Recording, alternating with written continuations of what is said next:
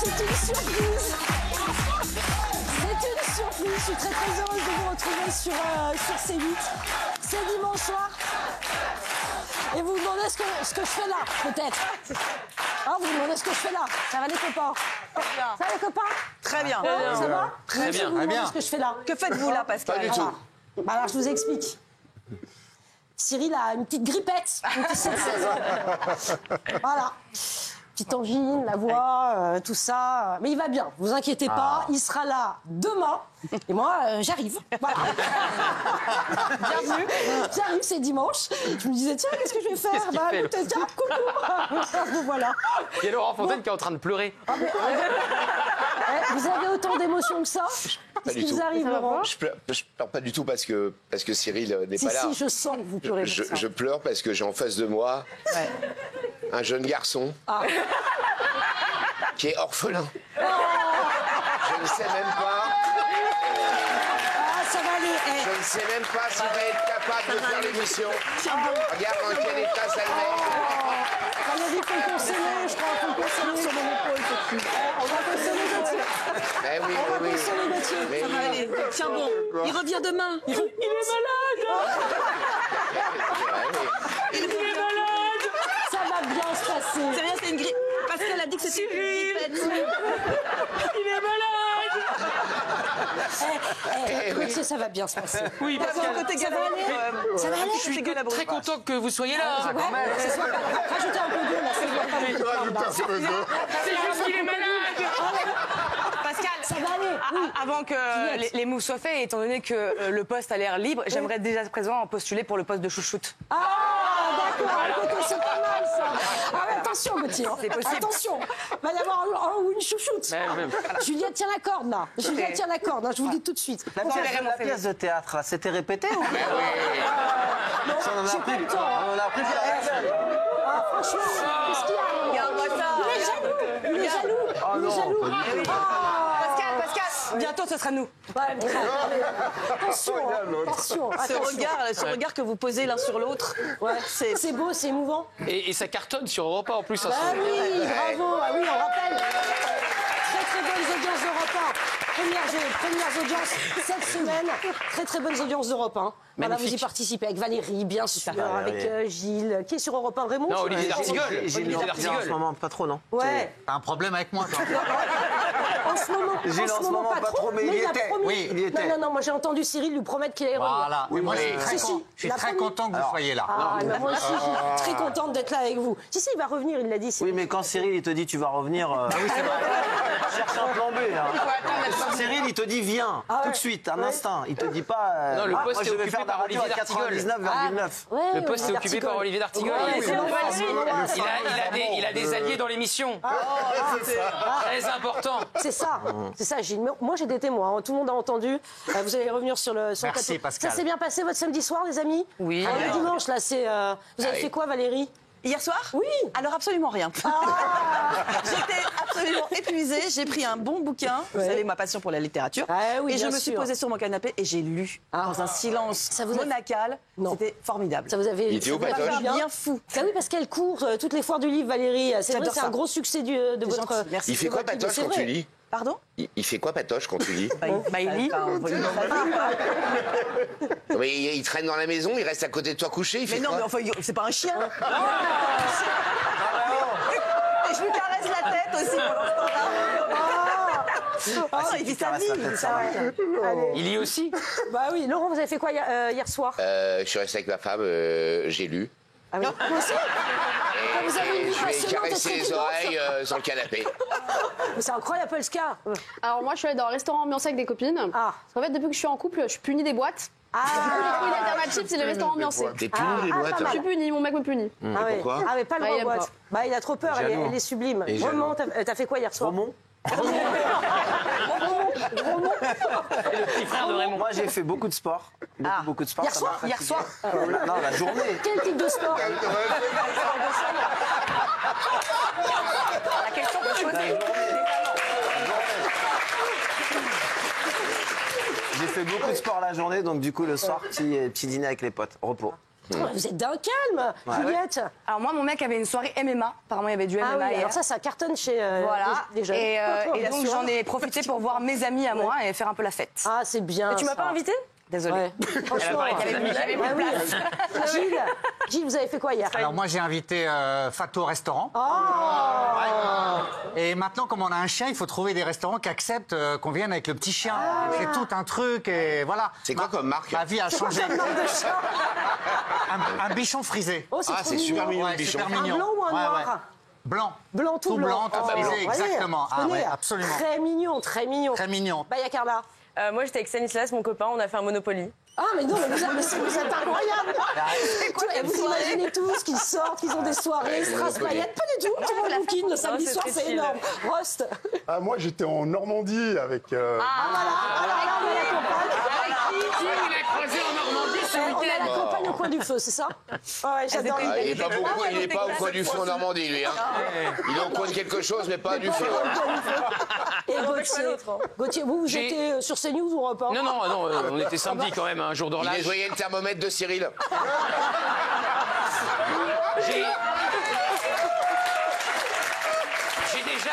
J'avais déjà perçu hier, à la fin de l'émission hier, que Cyril n'allait pas bien. Donc je l'ai emmené chez le médecin, je lui ai fait une bouillotte, je l'ai mis au lit.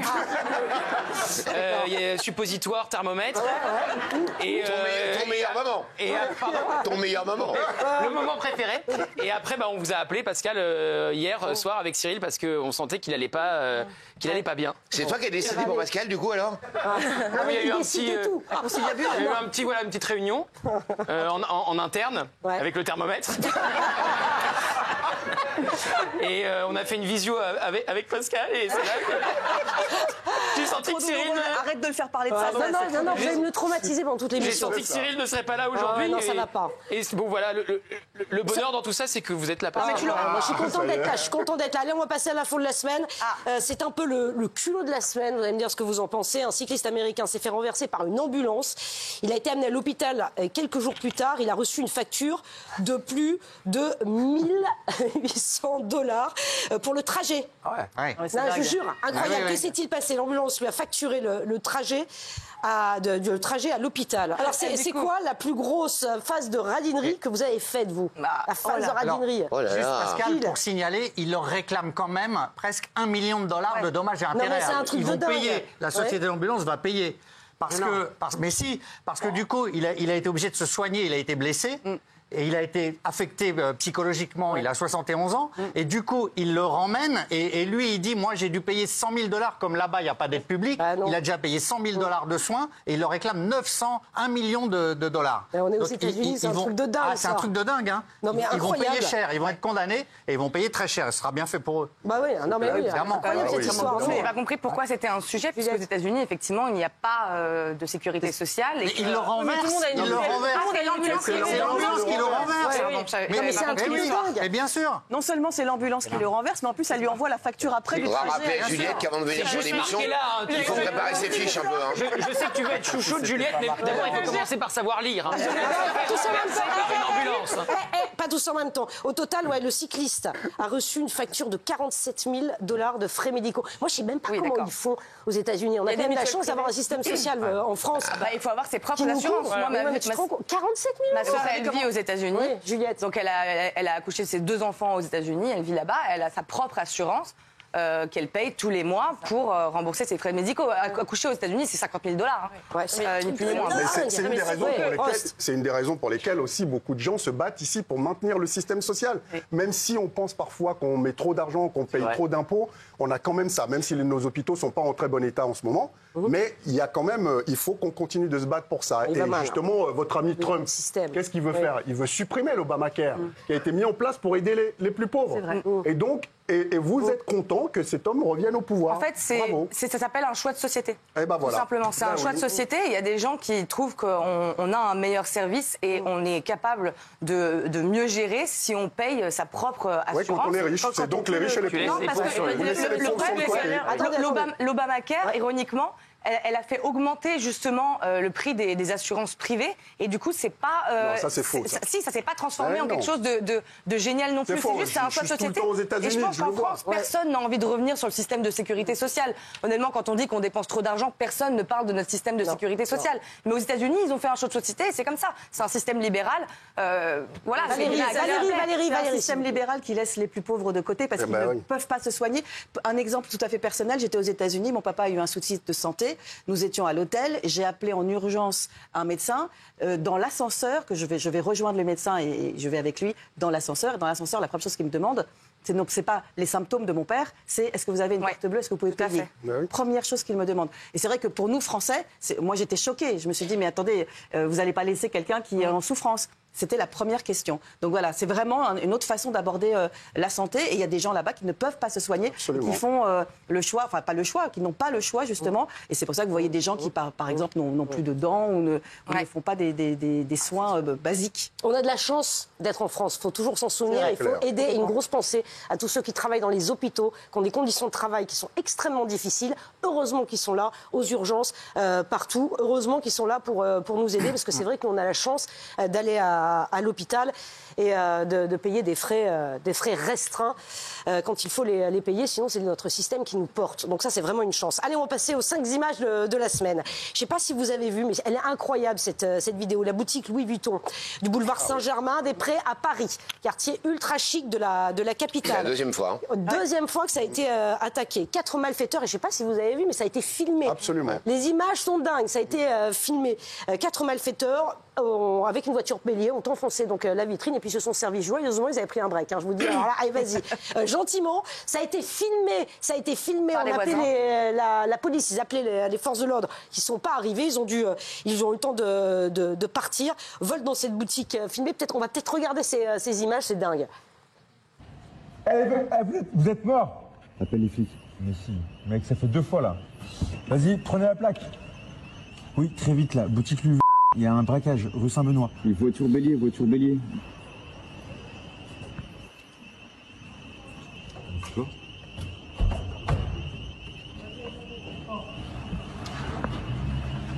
Tranquille. Non mais c'est un truc de dingue. Et en plus, les malfaiteurs là, ils voient qu'ils sont en train d'être filmés. Ils sont interpellés. Arrête de filmer, sinon je te préviens. Ça va mal se passer. Dingue, Gilles. Ce qui frappe, c'est leur calme. 3 minutes. 4h35, 4h38. C'était préparé. Effectivement, c'est la deuxième fois. Ils vident les étagères et la police alertée arrive. Et là, le calme se transforme en fuite éperdue. Ils foncent. Ils vont traverser Paris. Ils vont sur l'autoroute. Et ils sont tellement organisés dans leur tête qu'ils pilent plusieurs fois pour que la voiture de police s'encastre derrière eux. Ça marche pas. Ils freinent. Il y en a un qui ouvre la vitre arrière et avec un extincteur, il asperge la police pour que la police perde leurs traces. Et ça marche entre A4 et A86 en banlieue parisienne. Ils s'échappent. Non, mais c'est la deuxième fois. Deuxième fois, un mois. En un mois. Enfin, je veux dire, ils sont extrêmement bien organisés. Très bien. Vous avez vu ce qu'ils ont embarqué. Je ne sais pas pour combien il y en a. Mais 550 000, première estimation. Mais après, ça peut monter. Ce qui est marrant, c'est que nous, quand on voit des braquages comme ça, on a l'impression de voir les images américaines où tu as tout de suite 3 bagnoles de police qui sont toutes sirènes hurlantes, l'hélicoptère qui va suivre les mecs sur l'autoroute et tout. En fait, pas du tout. Les mecs, ils sont barrés tranquillou, avec des voitures de police qui vont à 85 km/h arrière, à fond le champignon. Et en fait, easy quoi. Easy. En tout cas, il y a une enquête qui a été ouverte, une enquête pour vol en bande organisée qui a été ouverte. Mais enfin, ils rigolent. Moi, alors on les voit, ils rigolent, non vraiment. Mais c'est pas les mêmes lois aux États-Unis. Aux États-Unis, c'est pas les mêmes lois. Ils te tapent avec la voiture, ils ont le droit de te percuter. Si tu fais le malin, on sait comment ça se passe aux États-Unis. Là, pourquoi ça se passe comme ça? Parce qu'on sait très bien que tu n'as pas le droit d'aller au contact, tu dois rien faire. Donc quand tu as une voiture qui fait 300 chevaux et que toi, ta voiture a fait 110 chevaux, à un moment donné, sur l'autoroute, ça va se voir. Ils le savent, Rost. Non, mais ce qui est lunaire, c'est de voir le calme absolu avec lequel les mecs font ça. Et c'est la deuxième fois que ça se passe là. Je ne comprends pas que même ces boutiques ne prennent pas des mesures. Une voiture bélier. Un rideau de fer. C'est même pas. Non, mais là, c'est en l'occurrence. Il y a des mesures. Il y a un agent de sécurité. Il y a des mesures. Ils ont pas la nuit, il n'y a pas d'agent de sécurité. La nuit. Gilles, regardez la voiture avec laquelle ils ont fait ça. Ça aurait été un 4x4, un gros 4x4 avec des trucs en buffle devant, je peux comprendre. Mais là c'est pas le cas. Tout était préparé puisqu'il y a un kiosque, on le voit, il y a des vélos garés, ils se sont infiltrés entre, ils avaient méthodiquement repéré les lieux et ça se passe en 3 minutes, c'est imparable. Et là, c'est imparable. Et après, il n'y a pas de violence. Regarde, même le coup de l'extincteur, c'est sur le pare-brise, sûrement qu'ils ont mis, ils ont mis de la poudre. Très la poudre sur le organisé. pare-brise, il n'y a pas d'armes, il n'y a rien. C'est pour ça que tu vois que c'est calme. Je pense pas que ce soit des amateurs. Ils ont... Ah bah non, mais Non, c'est très organisé là. Il faut penser au coup de l'extincteur. Allez, autre image de la semaine. Le robot humanoïde Aïda a marqué l'histoire de l'art en vendant sa première œuvre, attendez, incroyable, pour 1 million d'euros lors d'une vente aux enchères chez Sotheby's. Regardez, on va regarder cette œuvre. C'est un portrait d'Alan Turing qui est pionnier de l'informatique. Enfin, incroyable. 1 million d'euros. C'est parti pour 1 million d'euros, regardez. Estimé entre 120 et 180 000 euros, ce portrait du mathématicien Alan Turing a été entièrement créé par Aïda, ce robot peintre humanoïde. Aïda, ce sont 8 ordinateurs, 2 caméras en guise d'yeux et un bras robotisé. Aujourd'hui, je peins une œuvre abstraite inspirée par la nature. Aïda peut travailler 24 heures sur 24. Elle maîtrise déjà plus de styles et de techniques artistiques que nombre d'artistes humains, au point de les remplacer un jour. C'est un truc de dingue, non? Enfin, moi, c'est un truc de dingue. Et le prix et surtout la manière de peindre, oui Juliette. Surtout ce qui est un truc de dingue, c'est évidemment le prix auquel ça s'est vendu. Là, c'est sûrement parce que c'est novateur, mais ce que ça veut dire, c'est que le marché de l'art va avoir encore moins de sens qu'il a déjà, puisqu'aujourd'hui, on met déjà une peau de banane dans un musée et on appelle ça de l'art. Aujourd'hui, si c'est l'IA qui fait du Mars, de l'art, ça sera juste un moyen pour les riches de défiscaliser et ce sera pas autre chose. Mais là, Juliette, en l'occurrence, le prix, c'est parce que c'est le premier. Exactement, c'est ce que j'ai dit. Je vois pas un collectionneur qui va mettre 1 million d'euros dans un truc fait par un robot dans quelques temps. Mais t'as vu ce qu'ils achètent en ce moment? T'as vu ce qu'ils achètent? La banane, elle s'est vendue à combien? La banane, elle s'est vendue à combien? Mais oui, valeur Basel. Oui, mais ça c'est fait par l'être humain, c'est autre chose. Il y a des gens qui vont mettre vous voyez des fois, il y a des toilettes qui sont peintes et mis dans une exposition et c'est vendu des centaines et des centaines de milliers d'euros. Je veux dire, on vend tout et rien dans l'art contemporain. Mais là, je pense que le prix est lié au fait que ça soit le premier. Mais je vois pas que personne. Mais 1 million, Carla Baya, vous mettirez, si vous aviez l'argent, vous mettirez. Ah ben là, l'argent, elle l'a. Bien sûr, elle l'a l'argent. Vous êtes allé vérifier. Moi, ce qui m'inquiète, c'est la place que les robots vont prendre dans notre société. Moi, c'est ça qui m'inquiète réellement. L'art contemporain. Bah non, mais t'es pas d'accord. L'art contemporain. Ça a toujours été décadent, on le sait très bien, ça s'est toujours très bien vendu. Il n'y a qu'à voir à la FIAC et à l'Art Basel. Donc moi, ça ne me choquerait pas qu'ils vendent même à 2 ou 3 millions. Ouais, c'est un business. C'était quand même 180 000 au départ, Gilles. Oui, ça s'est arraché. Le coup de génie, c'est que le robot, il parle. Elle parle, elle a justifié l'achat en disant c'était un dialogue sur les technologies émergentes. Donc on a envie qu'elle nous parle quand on achète. Moi aussi, je suis inquiet, mais c'est un coup de génie. Et tous ceux qui critiquent la banane, là, taisez-vous. Parce que non, ça, c'est pas bien. La banane, c'est du génie artistique.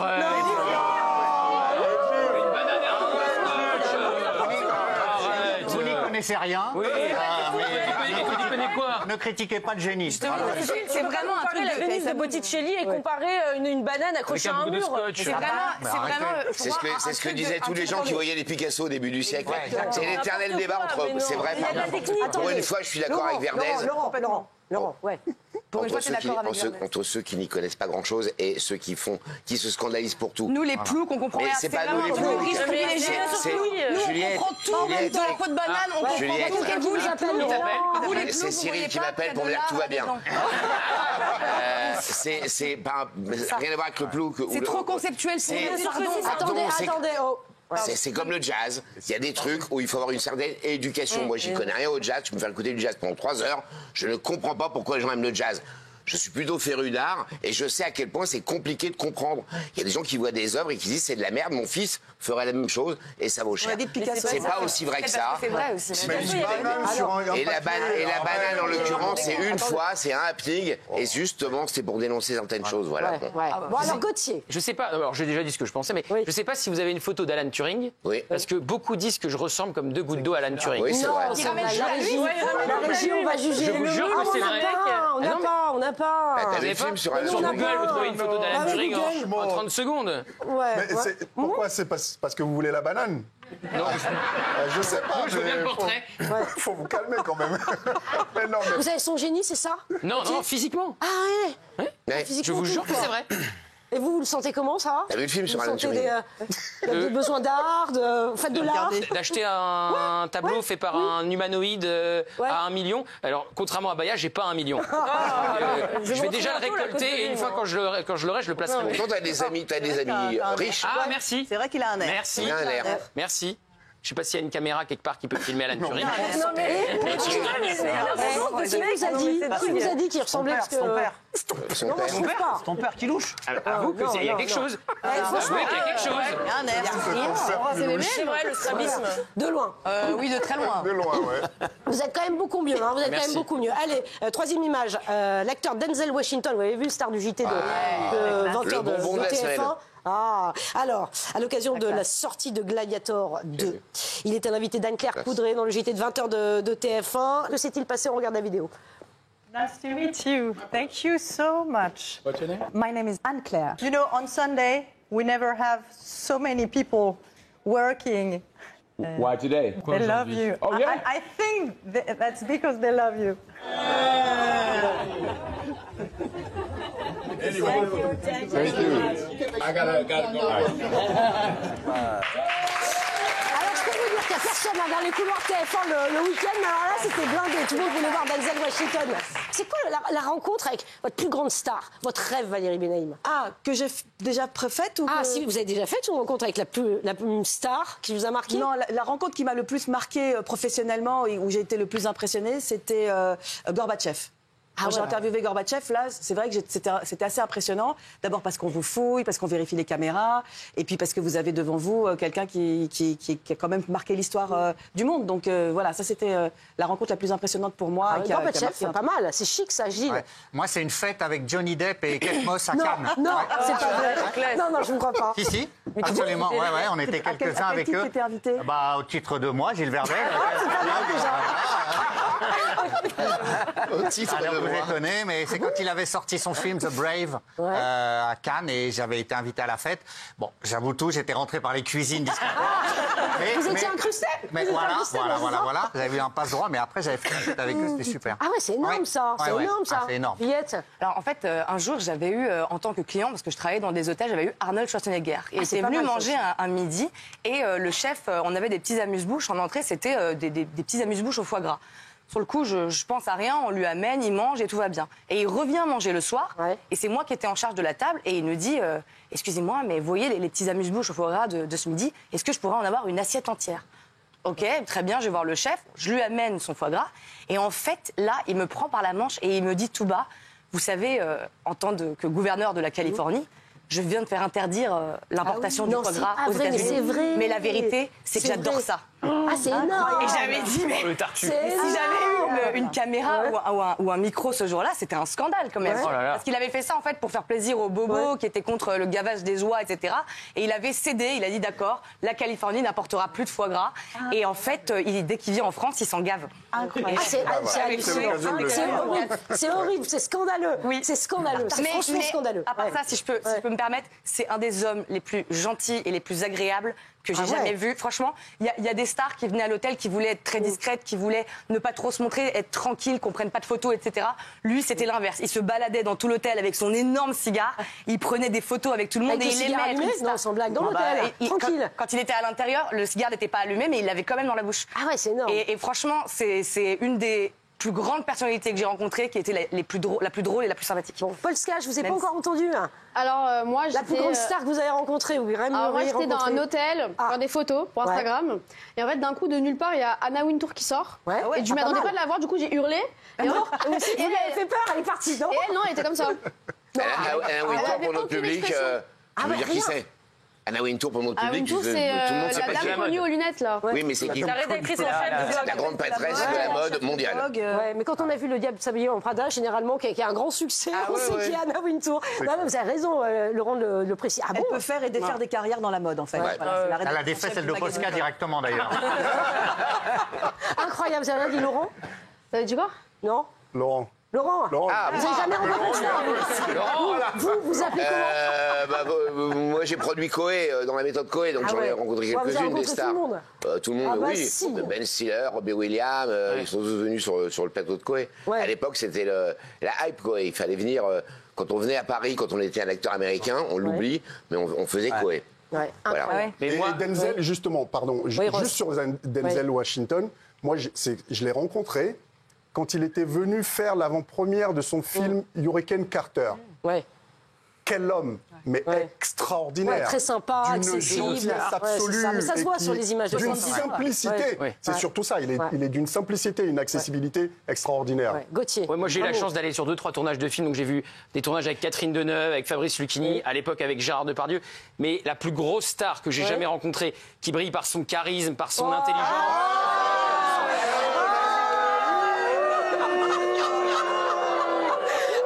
Ça va, on connaît la réponse. Ça va, Gauthier. On la connaît la réponse. Mais pourquoi c'est hué? Ça suffit. Non, mais c'est pas hué. C'est hué, la Mouna. Pas du tout. Pas du tout. On connaît la réponse. Allez, chouchou. Allez, autre image. On passe à la troisième image du jour. 3 hommes qui chassaient et piégeaient des pédophiles ont été arrêtés. Ils seront probablement et prochainement jugés du côté de Nancy. Regardez cette affaire. On en parle juste après.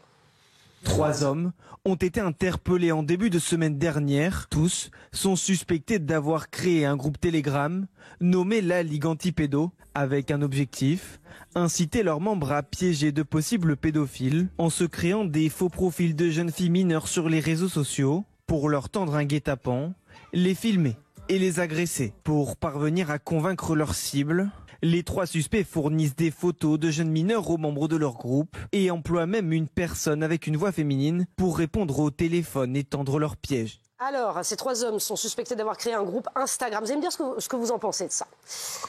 De chasseurs de pédophiles nommé la Ligue Antipédo, hein, Gilles. Oui, alors, l'idée est bonne au départ, si je puis dire. Il y en a d'autres qui font ça, c'est-à-dire qu'ils piègent, mais après, au moment du rendez-vous, ils font venir la police. Voilà. Là, le problème, c'est qu'ils piégeaient et au moment du rendez-vous, ils séquestraient les gens. Il y en a un qui les a emmenés dans un bois, ils l'ont déshabillé, frappé, promené en laisse comme un chien. Et donc, du coup, ça tourne à l'humiliation, à la séquestration. Cette personne-là, qui au départ voulait rencontrer une jeune adolescente quand même, hein, un adulte, cette personne-là a porté plainte. Et du coup, ce sont ces chasseurs de pédophiles qui vont être traduits pour association de malfaiteurs et qui risquent gros. Ils sont allés trop loin. Après, sinon, dans l'idée du piège et du rendez-vous fixé avec la police, moi, j'ai toujours trouvé que c'était une bonne méthode. Certains font ça dans le nord de la France et ça peut fonctionner. Il y a une émission sur France 2 qui s'appelait Les Infiltrés qu'il avait fait d'ailleurs il y a une dizaine d'années, je ne sais pas si tu te souviens. Malgré tout, moi, j'ai toujours du mal quand on essaie de se substituer à la police. C'est un métier, ils savent le faire. En plus, il peut évidemment y avoir ensuite des vices de procédure qui font que tout ça est caduque, quand bien même il n'y a pas de violence ou de séquestration, etc. Moi, je pense que les policiers, pour en rencontrer quelques-uns, c'est un métier, ils savent ce qu'ils font et c'est pas à nous, civils, entre guillemets, de nous substituer à ça. C'est un sujet qui se pose pour plein de sujets en réalité. Ça. Mais parfois, c'est extrêmement difficile parce que c'est la parole des enfants et c'est pas évident. C'est-à-dire qu'avant qu'un enfant ne parle, même lui, s'il est victime, il a du mal à s'exprimer. C'est vrai que parfois les adultes peuvent prendre le relais, mais ne pas dépasser les limites. Absolument. Non, je sais pas, Raymond. Moi, tous les soirs ici, je dis, il faut pas les caméras, il faut pas se faire justice. Quand on voit un mec qui a un magasin qui filme les voleurs, je lui dis non, ne fais pas ça, laisse faire la police. Quand à chaque fois dénoncer, faire le boulot de la police, j'aime pas, comme l'a dit Valérie. La police, il s'est fait pour ça. Mais si je suis franc avec vous, si je suis honnête avec vous. J'arrive pas à avoir, je pleure pas en fait, j'arrive pas à avoir de la peine. Quand tu es un adulte et tu vas chercher une gamine sur les réseaux sociaux, si tu prends une correction derrière, j'arrive pas à me dire non, faut les laisser tranquilles. Alors, il faut les livrer à la police, je préférerais. Moi, j'ai pas de peine en fait pour ces gens-là. Si tu es un adulte et tu vas chercher une gamine, c'est toi qui as décidé ça, c'est pas moi en fait. Va chercher une femme, va chercher un homme, va chercher qui tu veux. Ne va pas chercher un enfant. Pas les enfants. J'arrive pas à avoir de la peine, moi, ça me dérange pas du tout. J'ai zéro tolérance avec vous. Zéro tolérance avec ça. Non mais c'est vrai que moi je comprends tous les sentiments, mais je rejoins quand même un peu Valérie parce que en fait ça c'est une mode qui existe déjà beaucoup aux États-Unis où il y a des brigades entières aussi de mecs qui vont traquer et piéger des pédophiles et qui après en fait les filment en train de se faire humilier et postent tout ça sur les réseaux sociaux. Je pense pas que ce soit une bonne idée. Repérer un pédophile, etc., évidemment, sur un site, il faut évidemment tout de suite le signaler à la police. Mais mettre en place des pièges et ensuite se charger de l'arrestation soi-même, je pense que c'est une extrême mauvaise idée. En France, on ne se fait pas justice soi-même. Et ce genre de vigilant, ça peut en fait donner une fièvre. Ensuite, et il peut y avoir des gens qui copient et qui vont toujours de plus en plus loin parce qu'on dit, après tout, un pédophile, et si ça peut faire peur, zéro pitié. Si ça peut faire peur aux pédophiles. Si je dis, attention, il ne faut pas que je m'amuse à faire ça parce que si c'est la fausse brigade, ils vont m'emmener en forêt, je vais prendre une trempe. Peut-être qu'il va arrêter d'aller chercher des gamines. Je sais, mais... Plutôt que de dire, il faut que la police... Mais la police, elle a plein de trucs à gérer, elle ne peut pas traquer comme ça. Elle devrait faire, mais elle ne peut pas traquer parce qu'elle n'a pas les moyens, on ne lui donne pas les moyens. Mais je ne veux pas cautionner parce que c'est pas bien. Mais en même temps, j'arrive pas à être dans ton discours. Moi, c'est vrai que la police, en fait, c'est que si tu fais des dizaines de pièges comme ça et que tu appelles la police à chaque fois, la police, elle va devoir refaire une enquête derrière de toute manière. Donc, je sais pas si c'est même très efficace. Le nombre de pédophiles, l'incitation au crime, est-ce que ça... Et en plus, il y a une incitation au crime. Donc, je pense que de toute façon, c'est pas efficace. Mais direct, défaut de procédure. On fait pas justice soi-même en France. On le répète, on ne fait pas justice soi-même en France. C'est très important de le répéter.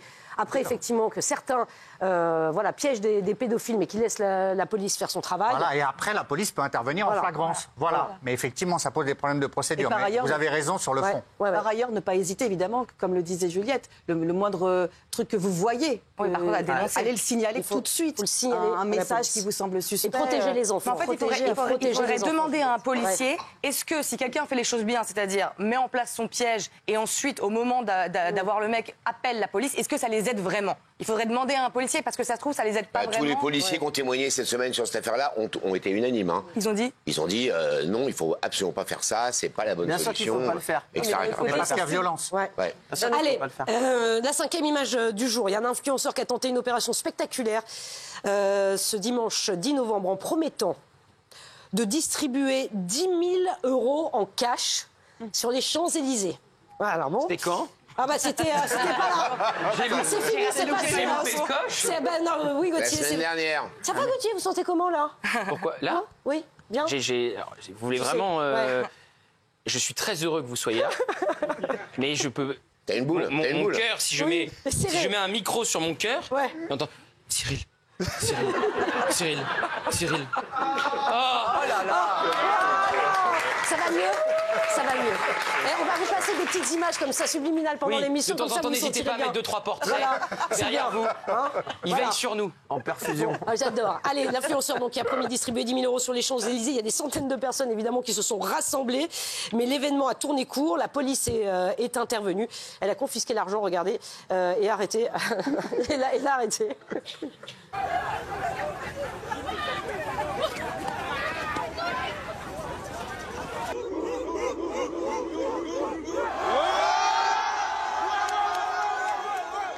Non, attendez, juste en un mot, peut-être la suite de l'affaire, Gilles. Alors, il a été arrêté parce que trouble à l'ordre public, parce qu'effectivement, la police a vu 2 voitures, 2 camionnettes, ils étaient très équipés, c'était très préparé, cet influenceur. Sa communauté arrive, et donc à ce moment-là, la police voit 2 voitures sur les Champs-Élysées, trouble à l'ordre public. Et d'autre part, quand vous distribuez de l'argent dans la rue, il y a un problème, c'est qu'il faut justifier d'où provient cet argent.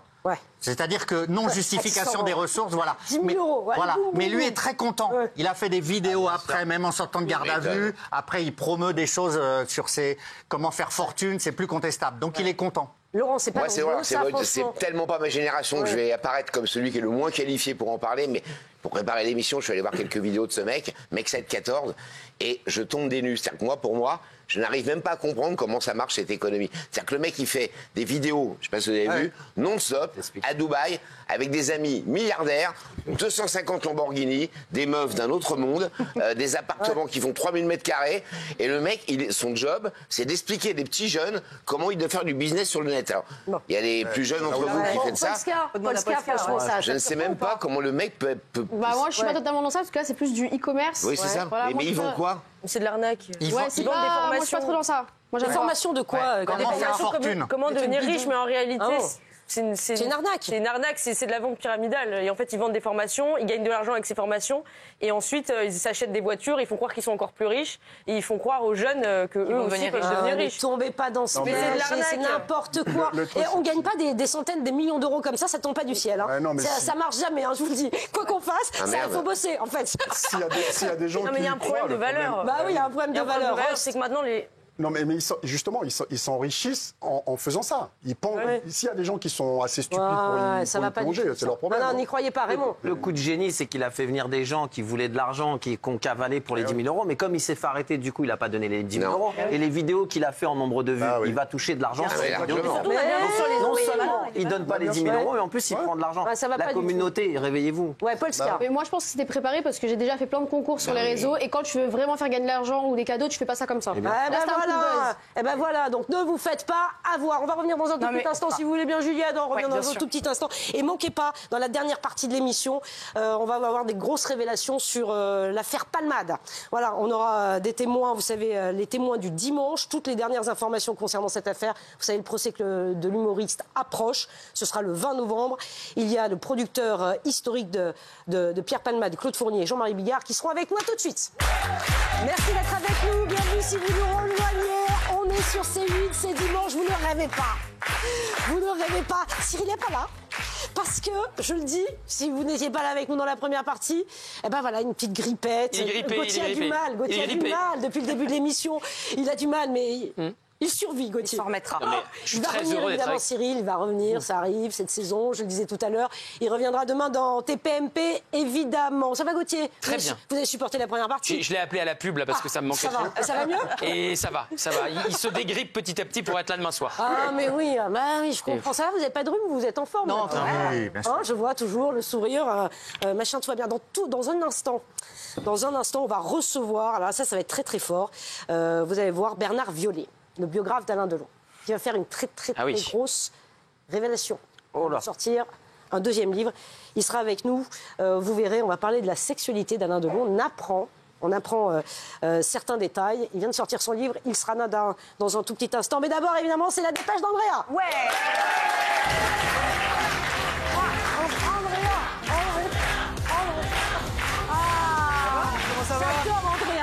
J'adore Andrea, je suis contente de te voir. Bah moi aussi, j'étais en VTC, j'ai trouvé une place pas très loin, donc c'est complètement, ouais. C'est nous qui j'aime bien, les petites cravates, tout ça. Alan Turing. Ça va, mec? C'est fou. Merci pour tes petits calculs. C'est pas du tout retrouvé la ressemblance. Ah ouais, non mais carrément. Ça m'a été signalé. Ah oui, vous trouvez? Ça m'a été signalé. Peut-être que c'est cérébral, effectivement. Ah bah ça va être cérébral, certainement. Ça doit être ça, ouais. Bon alors, Andrea. On l'a vu hier, lundi, nous étions le 11 novembre et qui dit jour férié dit qu'on envoie l'équipe B dans les matinales. Un casting digne de TPMP même l'été. Sympa. Un invité politique ce matin, c'est le député RN des Bouches-du-Rhône, Franck Alizio. Bonjour. Bonjour. Notre invité à présent à 8h30, général Paloméros, Jean-Paul Paloméros. Denis Gravouille, secrétaire confédéral de la CGT. Bonjour. Bonjour. Tu es qui? Ouais, bon, les équipes de CNews étaient bien au travail ce jour-là. Par contre, en régie, c'était visiblement très pressé de rentrer à la maison. CNews, il est 8h12. Bienvenue à tous. Le député Ensemble pour la République, Sylvain Maillard, est l'invité du Grand. On saura jamais. Bon, du coup, pour mettre un peu d'ambiance, heureusement, Gabriel Attal était sur France 2. C'est fou tout ce qu'on peut faire avec un seul mot. Après, je crois que rien n'est acquis. Taki.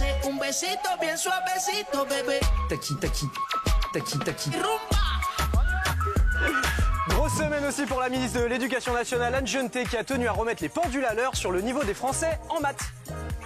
Il n'y a pas de fatalité qui est de dire que certains sont bons en maths, d'autres sont pas bons en maths. Ça, c'est un mythe très français. 10 objets identiques coûtent 22 €. Combien coûtent 15 de ces objets 16,50 ? Non. On peut tous être bons en maths. Un hectare, c'est quoi ? C'est un hectare. Oui, c'est combien en mètres? Bon, alors ça, j'ai jamais été doué en maths. On peut tous être bons en maths. Je le dis, apparemment le traitement contre les hémorroïdes du sénateur Patrick Caner marche pas des masses. Est-ce que vous attendez des sanctions? Moi, j'ai regardé cette scène. Tout d'abord, ce n'est pas un territoire, celle que je représente, d'action, est capable non seulement... Et enfin, c'était une semaine haute en couleur dans les matinales. J'ai bien cru que les Power Rangers étaient de retour. Bonjour Yael Brun-Pivet. Force rose. Bonjour Agnès Pannier-Runacher. Force bleue. Bonjour Farida Amrani. Force rouge. David Daniel, bonjour. Force noire. Marine Tondelier, bonjour. Force verte. Bonsoir. Et force jaune. Il était là. Sacré tenue, hein. Force rose. Force rose. Et force noire. Force bleue. Ouais, c'est ça, ouais. C'est pas mal. Ça rappelle notre enfance. Bah oui, complètement. Bon, on est revenu sur la cérémonie de commémoration hier, hein, du 11 novembre. Mais juste après, il y avait aussi l'inauguration des tranchées immersives au musée de la Grande Guerre à Meaux. Et heureusement que BFM a envoyé son meilleur détective. Sinon, on n'aurait jamais eu ça. Ces tranchées que j'ai pu visiter il y a quelques instants qui ont été reconstituées. Alors on ne les voit pas par définition parce que ce sont des tranchées donc elles sont sous terre. Eh bah oui. Bienvenue Shine. Autre curiosité, quel génie a eu l'idée de faire lire des lettres de poilus à des enfants de 8 ans? J'ai aidé pendant 4 jours, souillé de terre, de sang, de cervelle. J'ai reçu un paquet d'entrailles, des têtes d'hommes presque momifiées. Voici 5 jours que mes souliers sont gras de cervelle humaine. Je suis choqué. Ouais, tout pareil, mais l'événement de la semaine, c'était le départ du Vendée Globe, noir de monde pour supporter les skippers. Et je vous laisse trouver l'intrus. Vous venez pour qui? Alors là, moi, je pourrais pas vous dire forcément parce que je suis pas trop le Vendée Globe. Moi, je suis venu plutôt pour l'ambiance. C'est la fête. T'as bien raison, mon gars. BFM non plus était pas venu pour le Vendée Globe vu la gueule de leur duplex. En eau, relativement calme.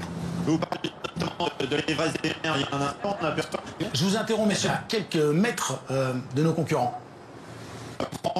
Toujours pas, non. Toujours pas, merci les mecs. Mais les champions de la semaine, c'était les journalistes d'ici qui n'ont pas compris le principe d'un retour son. On va pouvoir suivre toute la matinée, ça c'est extraordinaire. Benjamin Dutreux, des 40 skippers.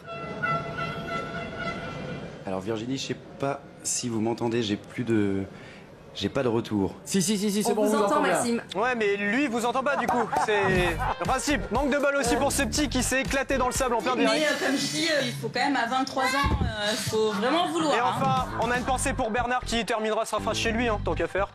Et puis de souhaiter bon vent et qu'il revienne pour gagner, pour finir ce 5e Vendée Globe à laquelle... Je suis sûre qu'il l'a entendu, merci beaucoup Jean-Pierre. C'est bon. Ah, faut pas les emmerder les journalistes. Alors. Bon, comment? Bah non, jamais. Non, mais dimanche, c'est les meilleurs des réseaux à travers le monde. Ouais. On boucle la boucle avec le monde des réseaux. Allez, on commence en Hongrie où ils sont hyper en avance sur leur temps. Là-bas, c'est le chien qui promène le maître.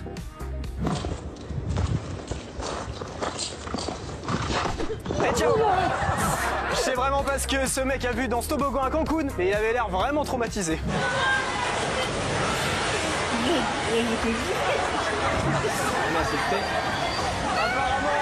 Apparemment débouché au nez, c'est vraiment pas fait pour les Allemands. La preuve avec ce mec à Düsseldorf. Bah oui, à St. John's, ce mec aurait mieux fait de mettre en pause pour éviter de passer de mauvaises soirées avec madame. C'est con. Elle est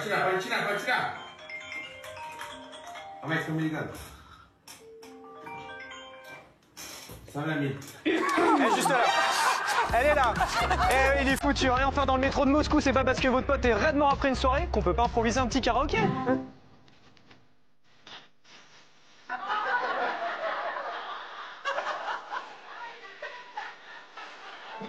Bah oui. Ah non, ils sont en forme là-bas. Ah, j'adore. Merci beaucoup. Bah oui. Bah oui, carrément. J'aime bien le karaoké, j'adore moi. Ça met en forme, c'est sympa, c'est hyper tendance le karaoké, non Valérie? C'est génial, bien sûr. Bah, y a une soirée réussie, un karaoké. Oh, attendez, mais c'est pas bien des box spécialisées. Il y a un comeback en France avec les karaoké box où on peut louer effectivement des salles de 4, 5 ou même 10 personnes pour faire du karaoké chez soi. On le fasse tous. Ouais. Vous n'avez jamais fait ça en équipe? Vous avez jamais fait ça? En plus, Cyril qui adore chanter, je vais peut-être lui soumettre l'idée, Gauthier. Qu'est-ce que vous avez fait? Vous avez passé une idée? Je le note sur la to-do list. La to-do list de Cyril, je note faire un karaoké géant tous ensemble. Très bonne idée. Voilà, très bonne idée. Merci pour cette contribution. Il était en forme et qu'il offrait des cadeaux à tout le monde cette semaine. Absolument. Donc c'était le moment. Il a offert, mais on n'a rien reçu. Hein. Ça arrive. Merci beaucoup Pascal, merci tout le monde. Salut. Merci beaucoup Andrea, bravo. J'adore Andrea. J'ai toujours adoré Andrea, je trouve ça génial, les petites séquences qui montent, je trouve ça hyper Moi j'ai sympa. reçu, je sais, Gilles n'a pas reçu, mais moi ce que j'avais demandé, je l'ai reçu. Attendez, vous avez demandé quoi? C'est encore secret. Ah non, tout le monde a dit ce qu'il avait demandé, je vous ai pas entendu. Non, certainement pas. Une émission à lui. Vous savez, quand une conversation est secrète entre Cyril et moi, elle le reste secrète. C'est pas vrai. c'est pas vrai. T'imagines ce qu'on vit toutes les semaines? Non mais c'est insupportable. C'est insupportable. Vous n'êtes pas jaloux? Non. Non. Polska un peu. Non, on a fait grève il y a 15 jours, mais... Vous arrivez des histoires, Gauthier Lebret. Moi, je vous le dis, vous arrivez des histoires. Polska, je suis arrivé. Elle me fait: ah, t'es encore là, toi? Ah, c'est pas vrai. Ouais. J'étais à peine, même pas bonjour. Je posais mon sac en loge. Alors, elle était baissée. Ah, t'es encore là, toi? Mais je peux plus, c'est physique en fait. Ouais, c'est. Ah bon, à ce point-là? Ouais, je peux plus. Et puis là, dehors, elle m'a dit: là, tu vas encore sucer? Et puis après, je dis: mais non, c'est Pascal. C'est vrai. C'est pas vrai. Et j'ai dit: c'est Pascal. Elle m'a dit ça. Elle vous a dit ça? Oui, je suis d'approche. C'est un distributeur de glace tout de suite derrière. Voilà, c'est ça, exactement. Oui. Un petit distributeur de glace. Allez, on va passer à ce témoignage, interview du biographe d'Alain Delon, Bernard Violet, qu'on applaudit. Merci beaucoup d'être là ce soir. Merci, merci. Bonsoir Bernard Violet, vous êtes mal installé? Qu'est-ce qui se passe? J'ai pas l'habitude, je suis vieux. Ah bon non, pas du tout. Pourquoi vous dites ça? Alex, il va vous aider. Bonjour les hein, Alex? Non, ça va, tout va bien? Oh, Merci d'être là ce soir, Bernard Violet. Merci beaucoup. Merci à vous. Ouais, un petit café, Non, tout va bien. C'est long. C'est ce que vous voulez. Et en même temps, c'est ce que vous voulez. C'est ce que vous voulez. Merci en tout cas d'être là sur le plateau de Face à Hanouna ce soir, après avoir sorti Mystère Delon il y a 2 ans. Vous sortez désormais les derniers mystères de l'eau. 20 ans. 20 ans. En 2000. Son premier. Ah oui, en 20 ans. Moi, j'ai pris 2 ans, excusez-moi. Son premier. Moi aussi, c'est dimanche soir. Le premier, c'est 2000. Oui, vous avez raison. Enfin, c'est 24 ma ans. langue a fauché. Vous sortez ce soir vous sortez donc désormais les derniers mystères d'Alain Delon. Et dans cette biographie, il y a de grosses révélations. Oui, c'était il y a 20 ans. Ah, mais écoutez, qu'est-ce que vous voulez? Voilà, les derniers. Attendez, ça suit. Ça suit. J'ai pas entendu Gauthier Lebret, mais ça devait pas être bien. Non, monsieur disait ça manque de rigueur. Ah, ça manque de rigueur. Ah, pas du tout, ça. Non, excusez-moi. Non, mais je vous en prie. Regardez, bonne couverture, bon titre, on peut y aller. Voilà, ça y est, c'est bon, tout va bien? Elle est très belle, la couverture. Ouais, il est beau. Il est beau. Très belle. Vous faites des révélations. Des révélations sur Alain Delon, et notamment, vous parlez de sa bisexualité.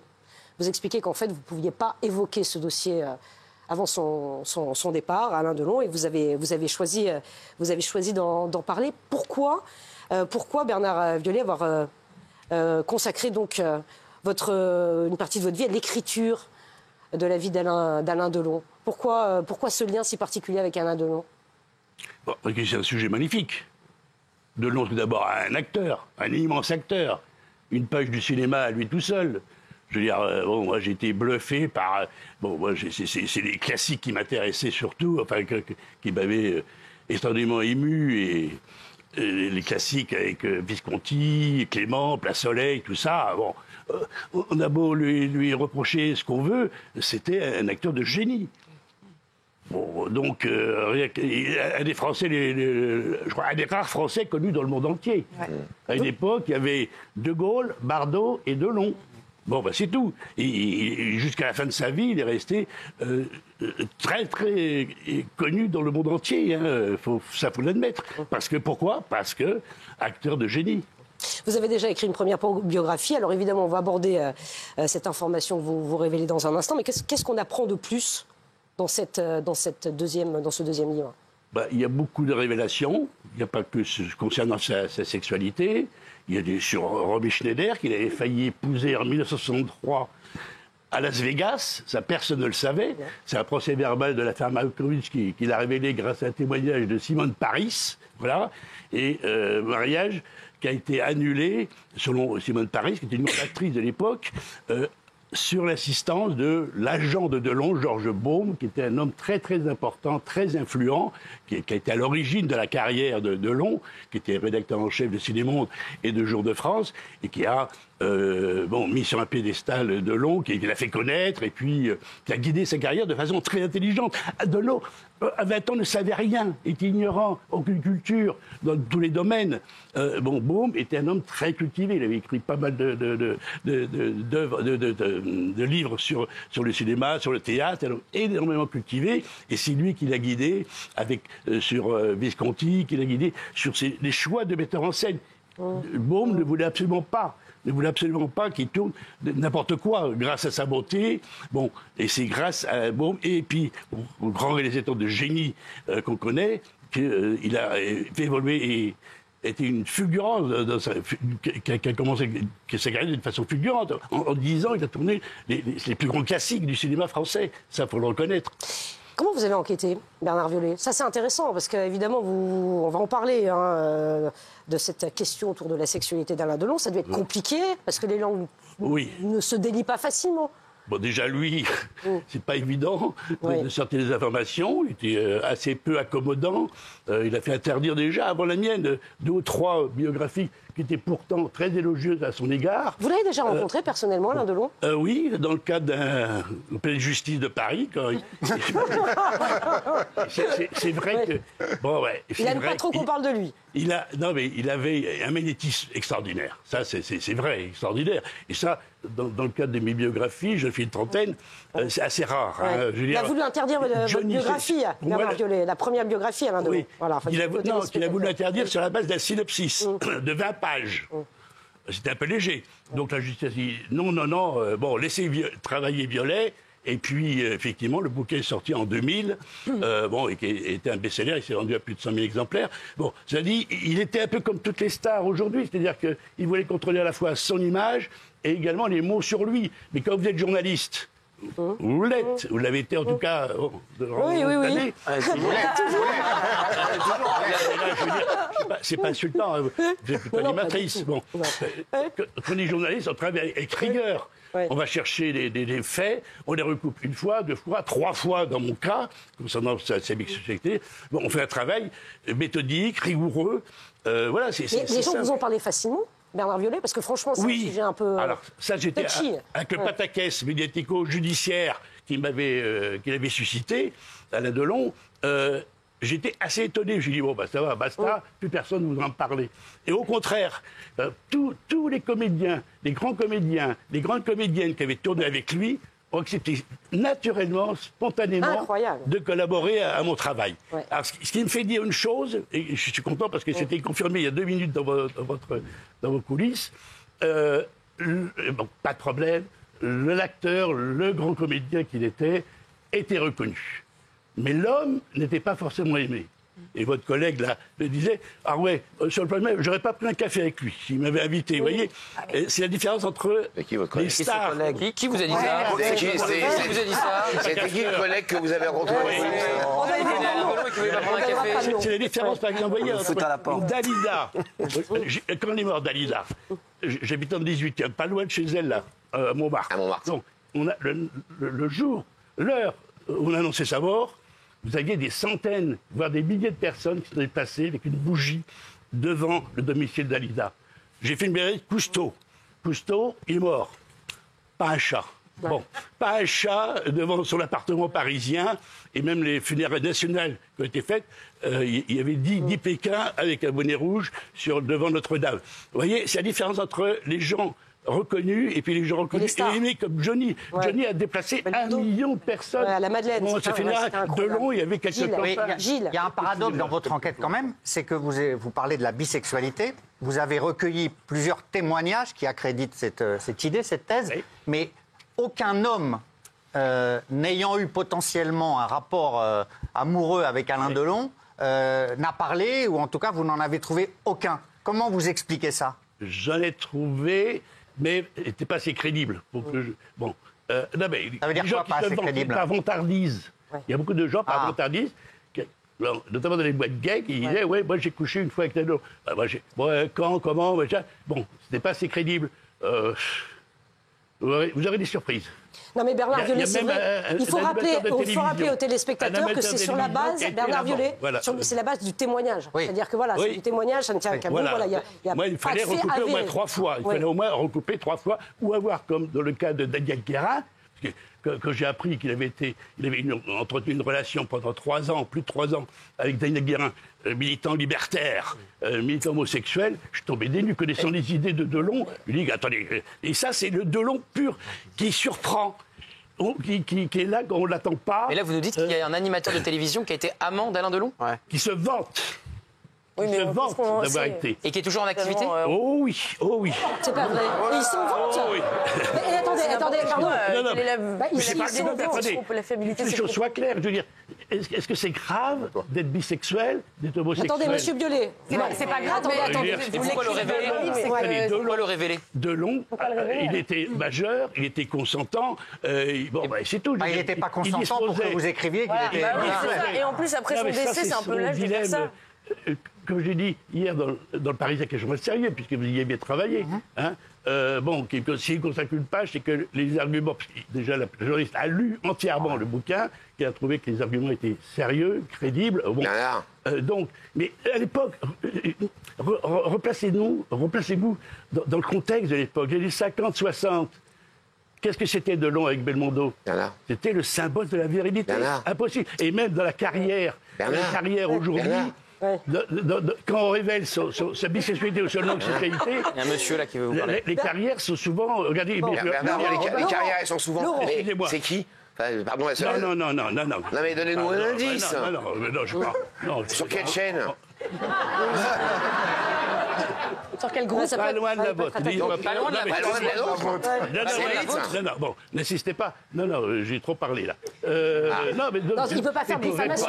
Non, attendez, pas de diffamation sur le plateau. Voilà. Vous avez eu la famille, ou est-ce que les proches d'Alain Delon, à la suite de ce qui est dit dans ce livre, est-ce qu'ils vous ont contacté? Comment ils ont pris les choses? Il est sorti hier. Non, ils sont... je ne sais plus. On est dimanche. Oui. On est samedi. Donc ils ont eu peut-être des meilleures feuilles. Rien du tout? Non, parce qu'il y a eu embargo. Il était vendu sous X, le bouquin. J'ai, bien sûr, naturellement, en tant qu'ancien journaliste, et à travers mon travail de journaliste, j'ai sollicité la fratrie via leurs avocats. Pas de réponse, donc je pense qu'ils étaient un peu surbookés de ce côté-là, très sollicités. Mais après, à eux de réagir. Cela étant, je ne pense pas. Soit les enfants, ils sentent les choses.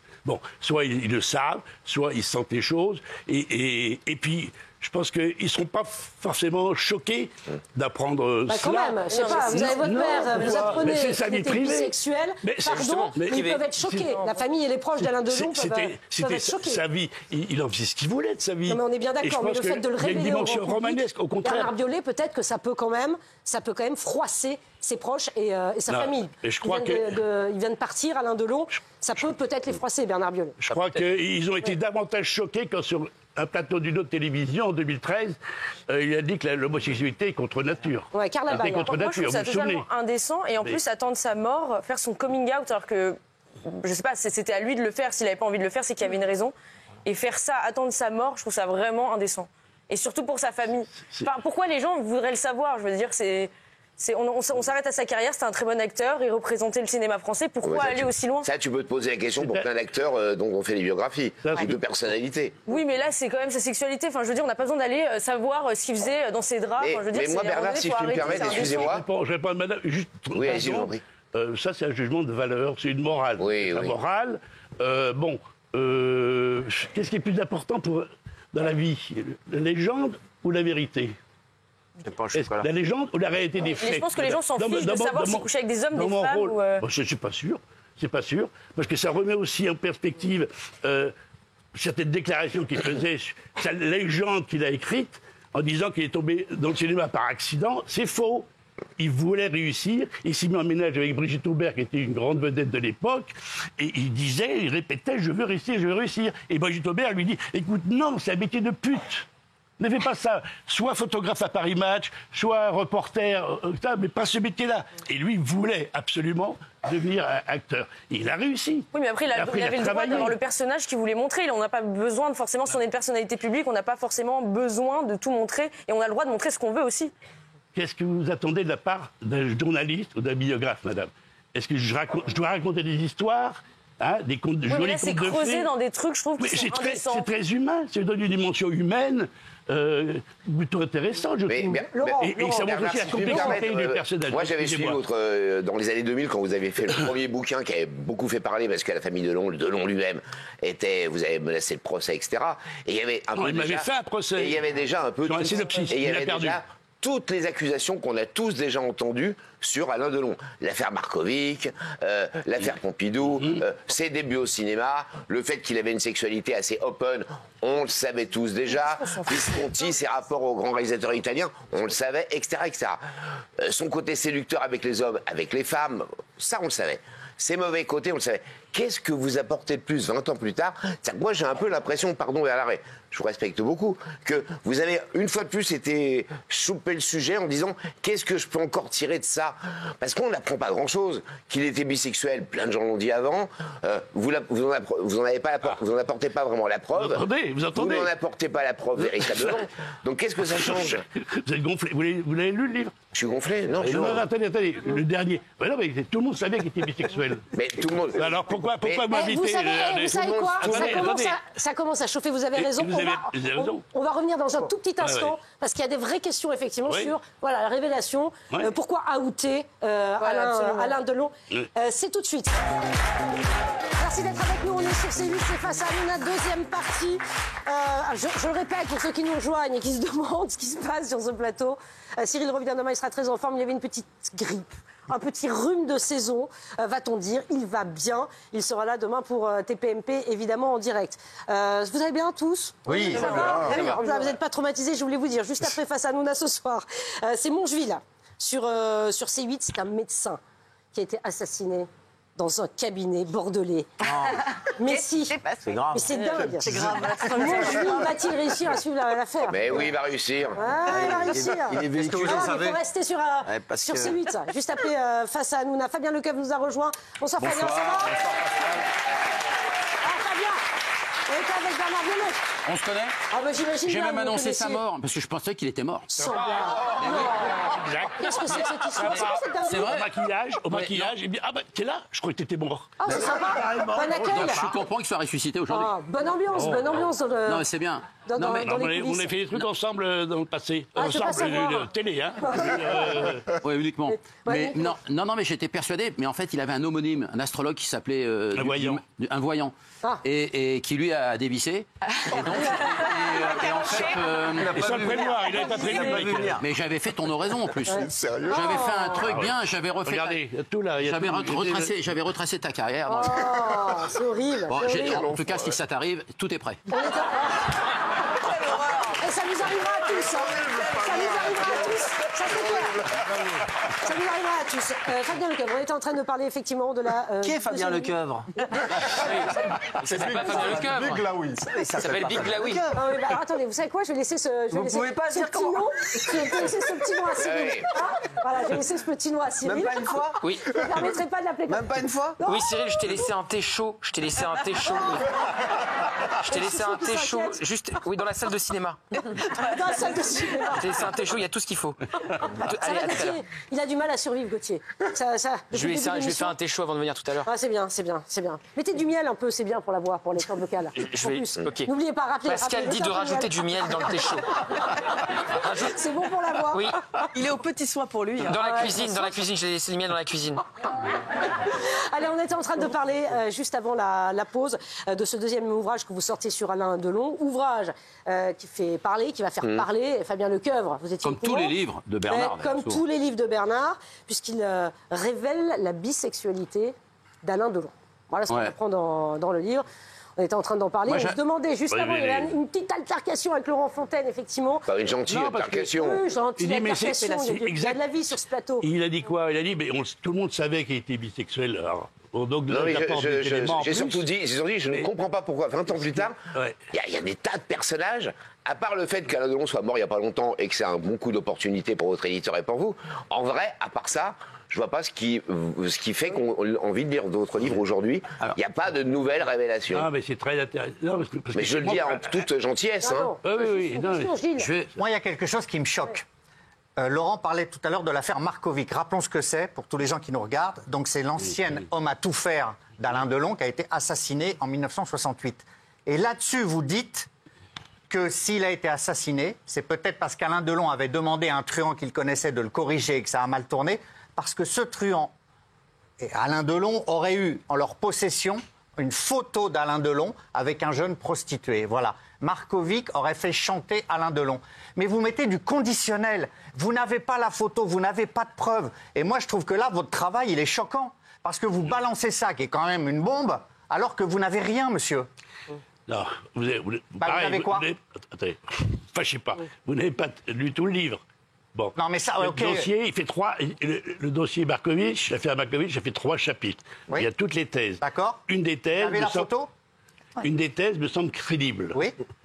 À travers le témoignage de jeunes prostituées, homosexuels, effectivement. Bon. Oui. Il raconte ses relations avec Delon. Bon, tout ça, je ne les ai pas inventés. C'est dossier judiciaire. Vous avez la photo? C'est. Dossier judiciaire. Ah oui, mais c'est ça, monsieur, votre travail. C'est aurait eu une photo. Vous vous rendez compte que vous balancez parce que Alain Delon et une jeune prostituée, un mort? Tous les documents, la thèse qui me semble la plus crédible, que vous venez d'évoquer, elle est basée sur des documents judiciaires. Tout est sourcé. Vous voyez? Bon, et ça me semble effectivement la thèse. Donc vous n'avez pas la photo, c'est ce que vous pouvez nous dire. Mais vous allez me la trouver, vous. Ah non. Voilà. Bon. Non, parce que je pense qu'elle n'existe pas. Elle n'existe pas, c'est pour ça que je ne la trouverai pas. Vous avez me demander, oui. C'est ça le problème. Elle existe dans des procès-verbaux. Elle existe dans des procès-verbaux. Conditionnel. Non, monsieur, mais non. Tout est argumenté, tout est fondé, documenté, des procès judiciaires. Parce que j'ai toutes les archives judiciaires de l'affaire Markovic.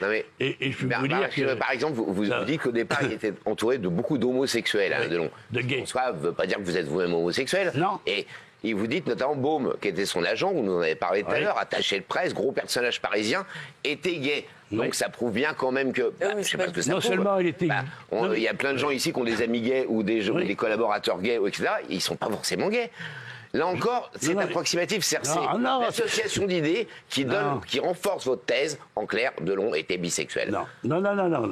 La bisexualité, elle était connue, que vous l'avez reconnue aussi. Ah bah alors, j'ai 2 chapitres entièrement avec des personnages qui sont un PDG de Potel Chabot, Daniel Guérin, que j'ai déjà évoqué, concernant son agent qui était très influent, qui revendiquait son homosexualité, qui a vécu notamment avec un jeune mec qui s'appelait Francis Savel, qui est un artiste hors pair, extraordinaire.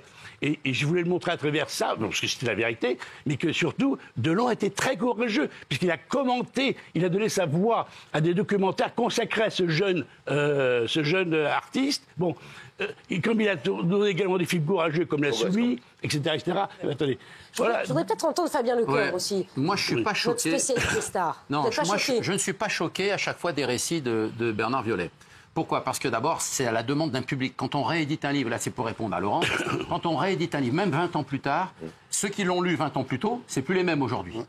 Il y a de nouvelles générations qui arrivent, qui ont envie de savoir sur Alain Delon, ils n'ont plus le loisir de acheter ce vieux livre. Non mais ça c'est pour répondre déjà à cette interrogation. Voilà. Deuxième chose, le contenu. Moi sur le contenu, d'abord je ne suis pas choqué, il avait une telle masculinité. Je ne sais pas si vous l'avez déjà tous rencontré, Alain Delon, moi une fois. Il dégageait une masculinité exceptionnelle, que ce soit sur les femmes et sur les hommes. Et à un moment donné, je pense que dans une carrière aussi longue qu'Alain Delon et une jeunesse mouvementée comme il a eu, n'oublions pas que la première fois qu'il descend au Festival de Cannes en 1957, grâce à Brigitte Aubert, cette grande actrice qui l'avait emmené, il était devenu son amant, elle l'a emmené dans sa maison à Saint-Paul-de-Vence, enfin, etc. C'est à partir de là qu'il rencontre Georges Beaune, ce fameux attaché de presse agent. Et c'est-à-dire que tout ça s'est fait d'une manière un peu... Aujourd'hui, on dirait c'est un gigolo. Aujourd'hui. Enfin, Fabien, mais vous délirez totalement, vous aussi. Mais Alain Delon était un gigolo. Non, mais vous êtes malade. Big Laoui, on connaît où, quoi? Je crois qu'il n'avait pas besoin de se faire entretenir par des femmes, Alain Delon. Il n'avait pas besoin de se faire entretenir par des femmes. Mais cette femme a été très importante dans son existence à partir de 1956, dans sa vie. Après, c'est peut-être aussi un amour important, etc. Mais il faut arrêter aujourd'hui de mettre la tête dans le sable. Et la vie d'un acteur ou d'une actrice, elle est parsemée d'étapes. Et puis on n'est pas là pour juger avec les yeux d'aujourd'hui l'histoire d'hier. Parce que c'est ça qu'il faut surtout dire. Il a fait ce qu'il a voulu. Voilà. Il a voulu révéler ce qu'il a voulu révéler. C'est pas nous qui avons écrit le bouquin. Il ne faut pas non plus nous engueuler. Oui, mais à un moment donné... Mais enfin... non mais Gilles, vous vous offusquez d'un récit sur un acteur qui a commencé... Mais il s'est bien offusqué pour une fois. Alors, le conditionnel, il est utilisé en termes juridiques dans un livre. On révèle toujours les choses. Mais vous le savez, les avocats retraduisent les livres souvent au conditionnel. On le sait bien, pour éviter les procédures. Ouais, voilà. Mais bon, pour la famille, on pensait à la famille aussi. Mais la famille, voilà. moi, tu n'as pas aimé ce passage. La famille. Je sais, ils se sont exprimés, la famille, j'ai pas vu moi. Ah bah attendez, ça va venir. Attendez, ça va venir. Non, ils vont pas être choqués. Ils vont pas être choqués. Anouchka était choquée de cette déclaration en 2013. Qui disait que l'homosexualité était contre nature. Oui, mais... C'est des jeux de gens. Mais non, mais ça n'a rien à voir d'avoir des propos et de dire que quelqu'un est bisexuel. En 30 secondes. Rien à voir. Bon, faut pas se cacher la face non plus. Comment on réussissait dans le cinéma dans ces années-là, hein? Ah, celle-là l'a couché. On couchait pour réussir. Ah bah écoutez, on n'était pas là pour voir. Oui, Gilles Verdez, arrêtez. On couchait pour réussir, Gilles Verdez. Mais non, on peut pas dire tout le monde couché. Sa marraine au cinéma était une grande actrice, Edwige Feuillère. Oui. Bon, hein, et qui lui a dit... Je vous parle d'un temps pour que les moins réussir... d'un temps ne peuvent pas connaître. Non, excusez-moi, mais bon... Avec le nom... Edwige Feuillère lui a dit, pour réussir dans cette profession, il faut coucher. Un peu, mais bien. Oh là là là là là là. Eh, mesdames, franchement, on a changé d'époque. C'est vrai que... C'est impossible. Ça tombe pas dans l'oreille d'un sourd, Gauthier, normalement. Mais bien. Non, un peu. Juliette. L'époque a changé, heureusement. Non, je voulais juste entendre Juliette sur le thème. C'est vrai que ça a changé, heureusement, il y a MeToo qui est arrivé. Non, mais il n'y a pas matière à s'offusquer plus que ça si c'était la réalité, comme on le sait que ça l'a été pour beaucoup d'acteurs et d'actrices. Pas tous, mais une certaine partie. Il y en a même qui le revendiquent. Il y en a même qui le revendiquent. Et après, sur l'histoire de la bisexualité, il ne faut pas non plus s'offusquer pour rien. Effectivement, que la vie d'un monument, d'un acteur aussi important que Alain Delon, ça passionne les foules. Et si on parle de ses amantes, de ses maîtresses, de ses histoires d'amour, eh bien, si il y avait un côté bisexuel avec des hommes, évidemment que c'est aussi... une information qui passionnera les gens et c'est pas il y a pas matière. Et en plus ce que je trouve incroyable c'est que Laurent s'offusque alors qu'il y a 2 minutes il disait de toute façon tout le monde savait qu'il était bisexuel. Alors en fait tu es complètement dans la contradiction. C'est lui qui s'offusque. Moi j'ai simplement dit à quoi sert ce bouquin. Lisez-le. À part un truc d'opportunité parce qu'il est mort il n'y a pas longtemps. Et je vais encore m'offusquer. Vous avez commencé hier soir, paraît-il. Vous avez commencé hier soir, je crois. Il a commencé en début d'année. J'ai vu ça dans la presse ce matin, non? Parce que vous parlez des liens d'Alain Delon avec la pègre parisienne. Oui. Ok. Vous citez tous les noms, donc des grands truands de l'époque, Tony Zampa, Jacques Imbert, etc. Et puis à un moment, Alain Delon, au sujet de ces liens, a été interrogé de nombreuses fois dans de nombreuses affaires. Il s'en est toujours sorti. Donc c'est quoi ces liens? C'est au conditionnel aussi? Ou vous accusez Alain Delon d'avoir fricoté avec le milieu? Ça vous tient à cœur, hein? Évidemment que ça me tient à cœur. Alain Delon, il y a des réponses, Là, M. Fontaine va dire la même chose. C'est Verdun, Fontaine. Et il va dire encore, Violaine n'a rien inventé. Tout le monde sait que Delon fréquentait la fine fleur de la pègre française. Et pas seulement parisienne, ça commence à Marseille, je me suis dit, bon, hein, n'est-ce pas? Tout le monde le savait. Bon. Non, j'ai pas dit ça. Alors, est-ce que vous faites un mix, vous faites un truc à deux têtes, là. J'anticipe. Moi, j'ai rien à voir avec Ernest. Ernest, ils s'offusquent. Moi, je vous dis juste que globalement, toutes les infos sur Delon que vous donnez dans ce bouquin, on en a tous entendu parler 1000 fois depuis 20 ans ou 30 ans. Voilà, c'est tout ce que je disais. Il y a des gens qui sont nés depuis. Il y a des gens qui vont lire ce bouquin supplémentaire. Il y a des gens qui sont morts. Il y a des gens qui sont nés depuis. Il y a des gens qui sont morts, dont moi. Moi, ça me paraît, le débat me paraît tellement lunaire parce qu'il y a tellement d'incohérences dans ce qui se passe sur le plateau. On dit, tout le monde le sait. Et dans le même temps, on dit, il fallait pas le dire. Et en même temps, on dit, pourquoi vous publiez le bouquin alors que, par exemple, Baya Carla, par exemple, n'est pas au courant, ne savait pas tout ça. Donc, elle s'est offusquée tout à l'heure. Elle s'est même énervée par rapport à ça. Donc, il y a des nouvelles générations qui sont intéressées par les carrières de Et on va pas en faire une orgie. Je termine juste. Et donc, qui vont apprendre des choses par rapport à Delon parce qu'ils apprennent la vie de ces personnes-là. Mais conditionnel. Oui, mais la vie rêvée. Non, mais il vous a dit que c'est à partir de procès et des documents, justement à partir des procès. Mais au-delà de ça, moi, ce qui est hallucinant, c'est quand vous avez des gens, c'est comme les politiques des fois qui font des déclarations sur plein de choses qui eux-mêmes font exactement la même chose. On est en train de voir aujourd'hui, par exemple, sur des procès que je ne citerai pas, mais qui se passent actuellement, où des gens vous donnent des leçons sur les trafics, sur les détournements de fonds, qui eux-mêmes font la même chose. Le rapport, c'est qu'il dit que l'homosexualité est en gros quelque chose de contre-nature. Et donc, moi, je trouve qu'en... C'est Alain Delon qui l'avait dit. Alain Delon, on est là-dessus. Donc, je trouve que quand vous dites que oui, tout le monde est au courant qu'il est bisexuel, c'est intéressant de mettre les gens face à leurs responsabilités à un moment donné aussi. Mais c'est pas possible. Face à la société, il est mort. Il est décédé, Alain Delon. Moi, je voudrais ajouter une phrase, Pascal. À quoi on reconnaît une star? Alors, bien sûr, au-delà du talent, de la carrière, on reconnaît une star au nombre de livres qui sortent sur ce nom-là.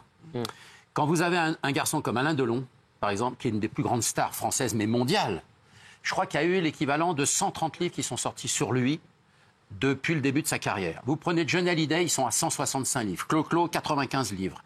Gainsbourg, je crois qu'ils sont à 111 ou 112. C'est-à-dire que ce qu'il faut bien comprendre, le rôle des biographes, c'est aussi de magnifier les carrières pour pousser l'artiste le plus possible sur le temps. Parce qu'il y a sa carrière terrestre, qu'on a tous connu plus ou moins, et puis il y aura la carrière posthume.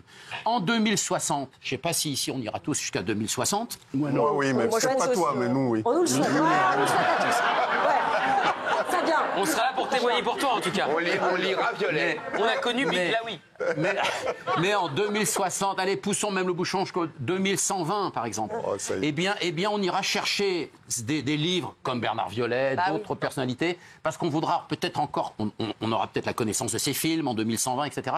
Mais on a besoin de biographes qui continuent l'histoire d'une certaine manière en la racontant. Mais on conteste pas. Et l'histoire de France, elle est chargée aussi de ça. Oui. Pourquoi autant de livres se vendent sur l'histoire de France? Pourquoi ce deuxième livre, c'est la seule question. Pardon, vous êtes parti sur un grand... C'est quoi ta question? Oui, voilà, parce qu'il va en vendre. Il fait le double en volume. Je parle aux journalistes. Il fait 700 pages. Merci beaucoup, en tout cas, Bernard Violet, d'être venu. Merci à vous. Et en tout cas, une bonne promo. Merci beaucoup. Merci d'avoir été avec nous. Dans un instant, on va parler de l'affaire Palmade. Merci toi. Et ça va être très fort, puisqu'on va recevoir sur le plateau le producteur historique de Pierre Palmade, Jean-Marie Bigard aussi, qui était très proche de Pierre Palmade, qui est là et qui vont faire des très très grosses révélations. C'est sur C8 et c'est tout de suite. Bienvenue si vous nous rejoignez, on est sur C8, c'est Face à Hanouna, c'est dimanche soir, on est très heureux d'être là. Pour ceux qui ne le savaient pas, Cyril va bien. Enfin, demandez des nouvelles à Gauthier Bouillon. Non, ça va, je l'ai eu là à l'instant, ça va. Ça va? Il remonte la pente. Il remonte la pente. Oh là là, regarde-moi cette photo. Voilà. Tout va bien, enfin, Gauthier. Voilà, il remonte la pente, petite grippette, ça arrive. Cette saison, il sera là demain, évidemment, en direct dans TPMP. Dans cette partie de l'émission, évidemment, les Une People, ça va venir. Fabien Lecoeuf, je découvre les fiches, il y en a 25. Vous avez, je sais pas combien de dossiers à bosser. Je ne raconte pas les infos qu'on va donner. Je bosse cette semaine. Ouais, vous bossez. Le mec, c'est une usine à fiches. Ah non, une usine à fiches. Et puis les témoins. Les témoins du dimanche. On est très, très, très heureux de recevoir sur ce plateau le producteur historique de Pierre Palmade, Claude Fournier. Bonsoir. Et Jean-Marie Bigard. Et Jean-Marie Bigard qui sont là. Jean-Marie Bigard, merci d'être là. Merci d'être là ce soir. Il y a le procès qui approche, le 20 novembre prochain. Le procès de Pierre Palmade. On a plein de choses à se dire. Ça va, messieurs? Oui. Ouais, ça va. Ouais, il y a plein de... J'ai également été le premier producteur de Jean-Marie Bigard. Waouh, pas mal. Pas mal, énorme. C'est pour ça que vous connaissez si bien. Et pour la scène de Cyril Hanouna. Ah oui, ah ouais. Oui, c'est vrai. Avec gros palmarès aussi. Énorme palmarès. Non, on va pas tous les citer, sinon. Ah bah non, sinon il y en a, c'est comme pour Fabien Lecoeuf, il y en a pour 10 heures, il y a des fiches partout. Il y a des fiches partout. Ça va, Jean-Marie? Ça va très bien, impeccable. Merci d'être là ce soir. Ben oui. Ouais. Oui, je suis très Vous êtes un ami de Pierre Palmade. Non, mais je suis hein. surtout venu parce que j'ai toujours été très ami ouais, je sais. avec Pierre. Comment ça va, juste? On va en parler tout à l'heure. Vous avez des nouvelles? Oui. Il va bien. La grande victoire, si tu veux, de toute cette affaire, c'est que il a absolument tout arrêté, c'est-à-dire qu'il n'est plus du tout sous l'emprise d'aucune drogue, substance, même pas d'alcool, même pas une goutte de vin, rien du tout. Bien. Et donc ça, c'est la grande victoire. Maintenant, évidemment, il voit bien clair, de plus en plus clair dans tout ce qui s'est passé. Il est meurtri jusqu'à la fin de ses jours. Et il n'y a pas un soir ou un matin où il n'est pas plongé face, tu vois, à ses responsabilités. À ses responsabilités. Ouais. Donc, moi, je suis avec lui. Il est mon ami, donc il sera toujours mon ami. Donc. Mais c'est pour ça que tu es là ce soir pour en parler avec Claude Fournier. On va en parler dans un instant. Oui, avec grand plaisir. Alors, il y a beaucoup de choses à dire ce soir. Tu me dis, tu fermes ta gueule, je ferme ma gueule. Jamais. C'est ça qu'elle disait, C'est pas mon genre. Non, on va en parler parce qu'il y a vraiment beaucoup de choses à dire. Tu me dis ouvre ta gueule, je l'ouvre. C'est magnifique. Je suis un client facile. C'est magnifique. Non, on a beaucoup de choses à dire sur cette affaire et on va parler de Pierre Palmade. Mais d'abord, les In People, il a bossé toute la semaine. J'en ai pas l'air comme ça. Et encore aujourd'hui. Alors attendez, première info, c'est Dalida. Elle aurait une relation. On parle de Dalida. Avec François Mitterrand. Eh bien oui, puisque Orlando, son frère, a fait l'émission Vivement Dimanche la semaine dernière. Et il a révélé enfin officiellement que sa sœur a bien une relation avec François Mitterrand. Bah, elle fait ce qu'elle veut. Hein. Il n'en a pas dit plus. Exactement.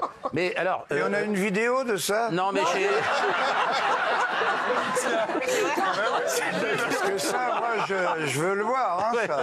Alors, du coup, là, ça choque personne. Vous voyez, on parle de la vie privée de Dalida. Ça nous paraît totalement normal et intéressant de savoir que Dalida aurait eu. Non, ça nous fait sourire. C'est peut-être pas la même chose que tout à l'heure révéler la bisexualité d'Alain Delon. Ah oui, non. Ah non. Enfin, la sexualité. Non, mais la sexualité de Dalida est aussi complète. C'est-à-dire que ce qu'il faut bien comprendre, c'est qu'ils s'étaient rencontrés avec François Mitterrand en 71. Oui. Leur histoire a commencé là, à ce moment-là. C'est là qu'ils ont commencé à se voir.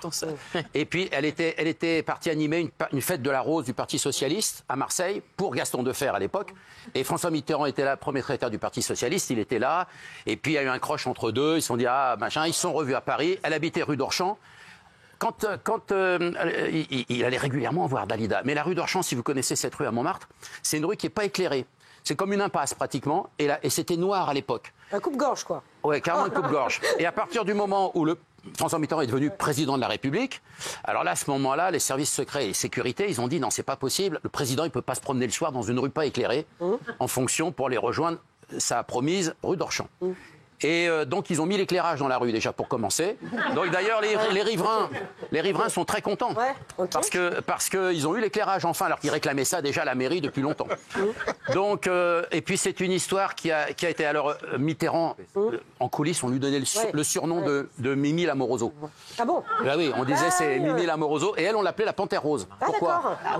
Parce que le jour où elle était là. Alors quand il a été élu le 10 mai, elle était en concert à Abu Dhabi Dalida. Mais 5 jours après, pour l'intronisation de François Mitterrand, il est allé mettre 2 roses, une sur le cercueil de Jean Jaurès, une autre sur le cercueil de Jean Moulin. Et elle était habillée tout en rose. Et c'est comme ça qu'on les surnommait Mimi l'Amoroso et la Panthère Rose. On donnait pas les noms. C'est une belle histoire, regardez, on fait un peu d'histoire, c'est pas mal. Mais c'est bien, ça a été confirmé. Ouais. Ah bon? La seule chose que... Ça a été confirmé par qui? Par Orlando, par son frère. Par son frère, il était enfin. Pas là, au moment des ouais, mais enfin, je pense qu'elle lui racontait tout. Parce que il était tout le temps là. Il était tout le temps là. La seule chose qu'il regrette, c'est que François Mitterrand, et là, il lui en veut, ne soit pas venu aux obsèques de Dalida. Voilà, il aurait pu venir quand même en tant que président de la République, même s'il a fait envoyer une gerbe de fleurs magnifique. Michel Fugain qui pousse un énorme coup de gueule contre Mimi Mati, elle s'est servie de son handicap. Oui, parce que ce qu'on ignore, c'est que quand elle était petite, Mimi Mati, elle était fan de Michel Fugain et le Big Bazar. Et en 1979, il avait lancé une compagnie, c'était Fugain et la compagnie, et il avait loué les studios de la Victorine là-bas à Nice. Et elle a voulu rencontrer Michel Fugain parce que c'était son idole et elle allait pouvoir faire partie un jour peut-être du Big Bazar. Alors il lui a dit d'abord, il faut que tu termines tes études et tout ça, il lui avait expliqué. Et puis il lui avait reproché, fais attention, ne te sers pas de ton handicap pour avancer dans la vie, etc. Il lui a fait des conseils. Il lui a jamais reproché rien, mais il lui a fait un conseil qui est d'ailleurs un conseil aussi, pourquoi pas, judicieux. Voilà, il a senti, en tout cas, il voulait lui donner ce conseil. Et elle s'en est toujours servi quelque part aussi. Et c'est pour ça qu'elle est adorable. Et c'est une fille qui est accessible, gentille, enfin qui a une vraie, que ce soit avec le public, avec des artistes débutants. Enfin, elle est réputée pour ça aussi, grâce peut-être au bon conseil de Michel Fugain. Laurent n'a pas l'air d'accord. Hein. J'ai rien dit dans le. Moi, je l'adore. j'ai côtoyé sur TF1 longtemps, je dis rien sur Mimimati qui a fait une très belle carrière. Mais dans ce qui est, ça a pas l'air d'être votre meilleure copine. Moi, ce qui m'amuse moi, je l'adore. Moi, ce qui m'amuse le plus, c'est Michel Fugain qui arrive de nulle part. Il n'a jamais été sniper, celui-là. D'un coup, il s'en prend à Mimimati. Mais il s'en prend pas. Mais non, il s'en prend pas. Il raconte comment, à une époque de sa carrière. Mais non, mais il raconte comment, à une époque de sa carrière, il a donné des conseils à Mimimati et que ça lui a servi. Mais bon, pourquoi Michel Fugain a énormément. D'abord, ils ont un lien d'affection énorme. C'est un peu son parrain dans le métier, parce que c'est lui qui lui a mis le pied à l'étrier, qui a cru en elle, malgré son handicap, à une époque où personne ne pouvait mettre la diversité ou la différence au premier plan. Et en fait, c'était un conseil, mais empli de gentillesse, pour lui dire tu mérites mieux que simplement être celle qui a un handicap. Tu es une artiste à part entière, ne te sers pas de ton handicap pour réussir. Voilà, c'est joliment dit, effectivement, c'est un conseil de. Mais c'est bien. Non, c'est très bien. Claude Lelouch et Valérie Perrin, ils sont confis sur leur différence d'âge. Non, ça c'est intéressant, parce qu'ils se sont connus. Parce que le reste, ça l'était pas. Non, mais ils ont une belle histoire. Bon, on connaît, il a eu de nombreuses femmes dans sa vie, Claude Lelouch, tout le monde le sait. Bon, mais là, ils ont 30 ans d'écart. Hein. Aujourd'hui, Claude Lelouch a 87 ans, ce qui est formidable, et sa compagne, ils sont ensemble depuis déjà très longtemps. 2006, ils s'étaient rencontrés, elle était écrivaine, elle avait fait un texte sur la vie de Claude Lelouch et ses films. Ça fait plus de 20 ans, 18 ans, ouais, pas loin. Et elle a 57, il en a 87, ça se passe très bien. Et ils ont fait quelques déclarations. D'abord, il n'y a pas de différence d'âge quand on n'a que, finalement, 30 ans d'écart.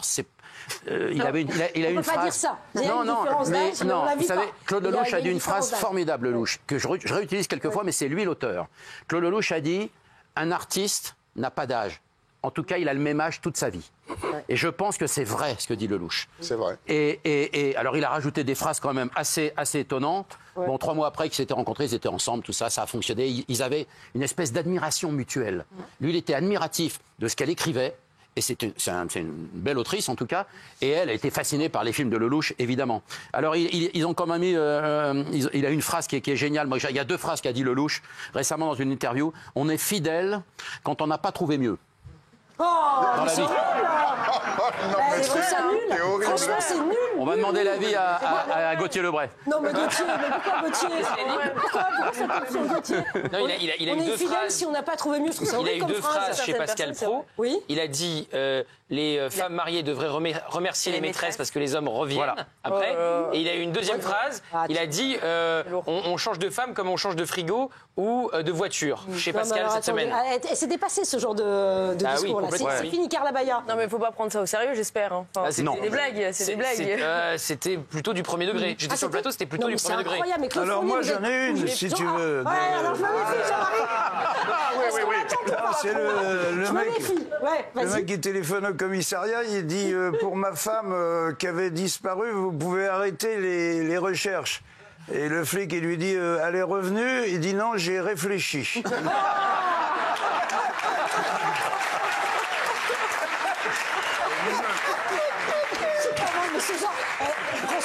Franchement, ce genre de discours, ça me choque, c'est impossible. Mignonne. Allez, la dernière news People. La dernière news People, les images et les premières images de Gabriel Attal en tant qu'acteur. Eh bien oui, Gabriel Attal. Alors lui, il a très tôt été dans le cinéma, parce qu'il faut rappeler que son papa, Yves Attal, c'est un grand producteur de cinéma. Talons aiguilles, 3 hommes et un couffin, tout ça. Attention, c'est une famille de cinéma quelque part, même si on ne l'avoue pas aujourd'hui complètement. Et son papa est malheureusement parti en 2015. On l'avait vu pour la première fois dans un film, il faut le rappeler, en 2008, La Belle Personne de Christophe Honoré. Il était figurant dans ce film. Et puis là, il a tourné en décembre l'année dernière dans la série sur France Télévisions, à Skip. Où il joue son propre rôle d'ailleurs au cinéma, un peu comme dans Emily in Paris, Brigitte Macron avait joué aussi son propre rôle sur 40 secondes dans le téléfilm. Mais là, il a un rôle quand même un peu important dans le film et c'est plutôt pas mal. C'est passé il y a quelques jours et ça passe très bien. Gauthier, ça vous choque? Il a beaucoup de talent. Politique et cinéma se mélangent. Alors, bien sûr. Brigitte Macron, qui fait du cinéma. Brigitte Macron, c'était plutôt intelligent. C'était dans une série qui met en avant la capitale française. Maintenant, vous savez même que Emmanuel Macron est en bataille avec Rome pour récupérer Emily in Paris, qui déménage à Rome. Oui, mais non, je vous interromps parce qu'il a quand même une association qui défend justement et qui permet le harcèlement, la lutte contre le harcèlement, c'est-à-dire c'est faire face à son association. Et c'est sorti d'ailleurs, le film est sorti au moment où il lançait l'association. Je pense que c'est très important. Et dans le film, justement, il y a un jeune acteur qui se confie à lui en disant qu'il est harcelé et il a un rôle justement, dans le rôle de Gabriel Attal dans le film. À l'époque, il était encore ministre de l'Éducation nationale, en décembre 23. Les politiques qui mélangent les deux genres, juste en un mot peut-être, Valérie? Non, ça ne me choque pas. Effectivement, c'est en lien avec son association. Par ailleurs, lui-même avait raconté qu'il avait lui-même été victime de harcèlement scolaire. Donc ça fait sens, c'est logique. C'est pas une apparition au cinéma. Et en vrai, si vous regardez la scène, elle n'est pas du tout ridicule. Il joue plutôt bien. Le gamin qui joue avec lui joue très bien également. Il y a un joli message, ça le fait, quoi. Voilà. Surtout qu'il n'est pas déplaisant à regarder. Hein. Oui. Maya est amoureuse. Maya est amoureuse. C'est vrai. Non, mais c'est vrai, il a plutôt un physique avenant, Gabriel Attal. C'est vrai. Allez, on passe aux témoins du dimanche.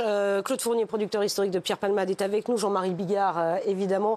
Vous êtes avec nous depuis le début de cette émission, enfin une partie. Et Andrea vient de nous rejoindre sur le plateau. Andrea, bonsoir. Bonsoir. Ancienne escort girl qui a passé beaucoup de temps avec Pierre Palmade avant son accident et qui était là le soir du drame. On va parler effectivement de l'affaire Palmade parce qu'il y a un procès le 20 novembre, Gilles. Absolument. Pierre Palmade va être jugé à Melun le 20 novembre. Il va être jugé pour blessure involontaire aggravée et non pas pour homicide involontaire parce que, rappelons-le, lors de l'accident du 10 février 2023, Pierre Palmade qui conduit, en ayant pris des stupéfiants, percute une voiture avec 3 personnes et il y a une femme enceinte qui perd son fœtus.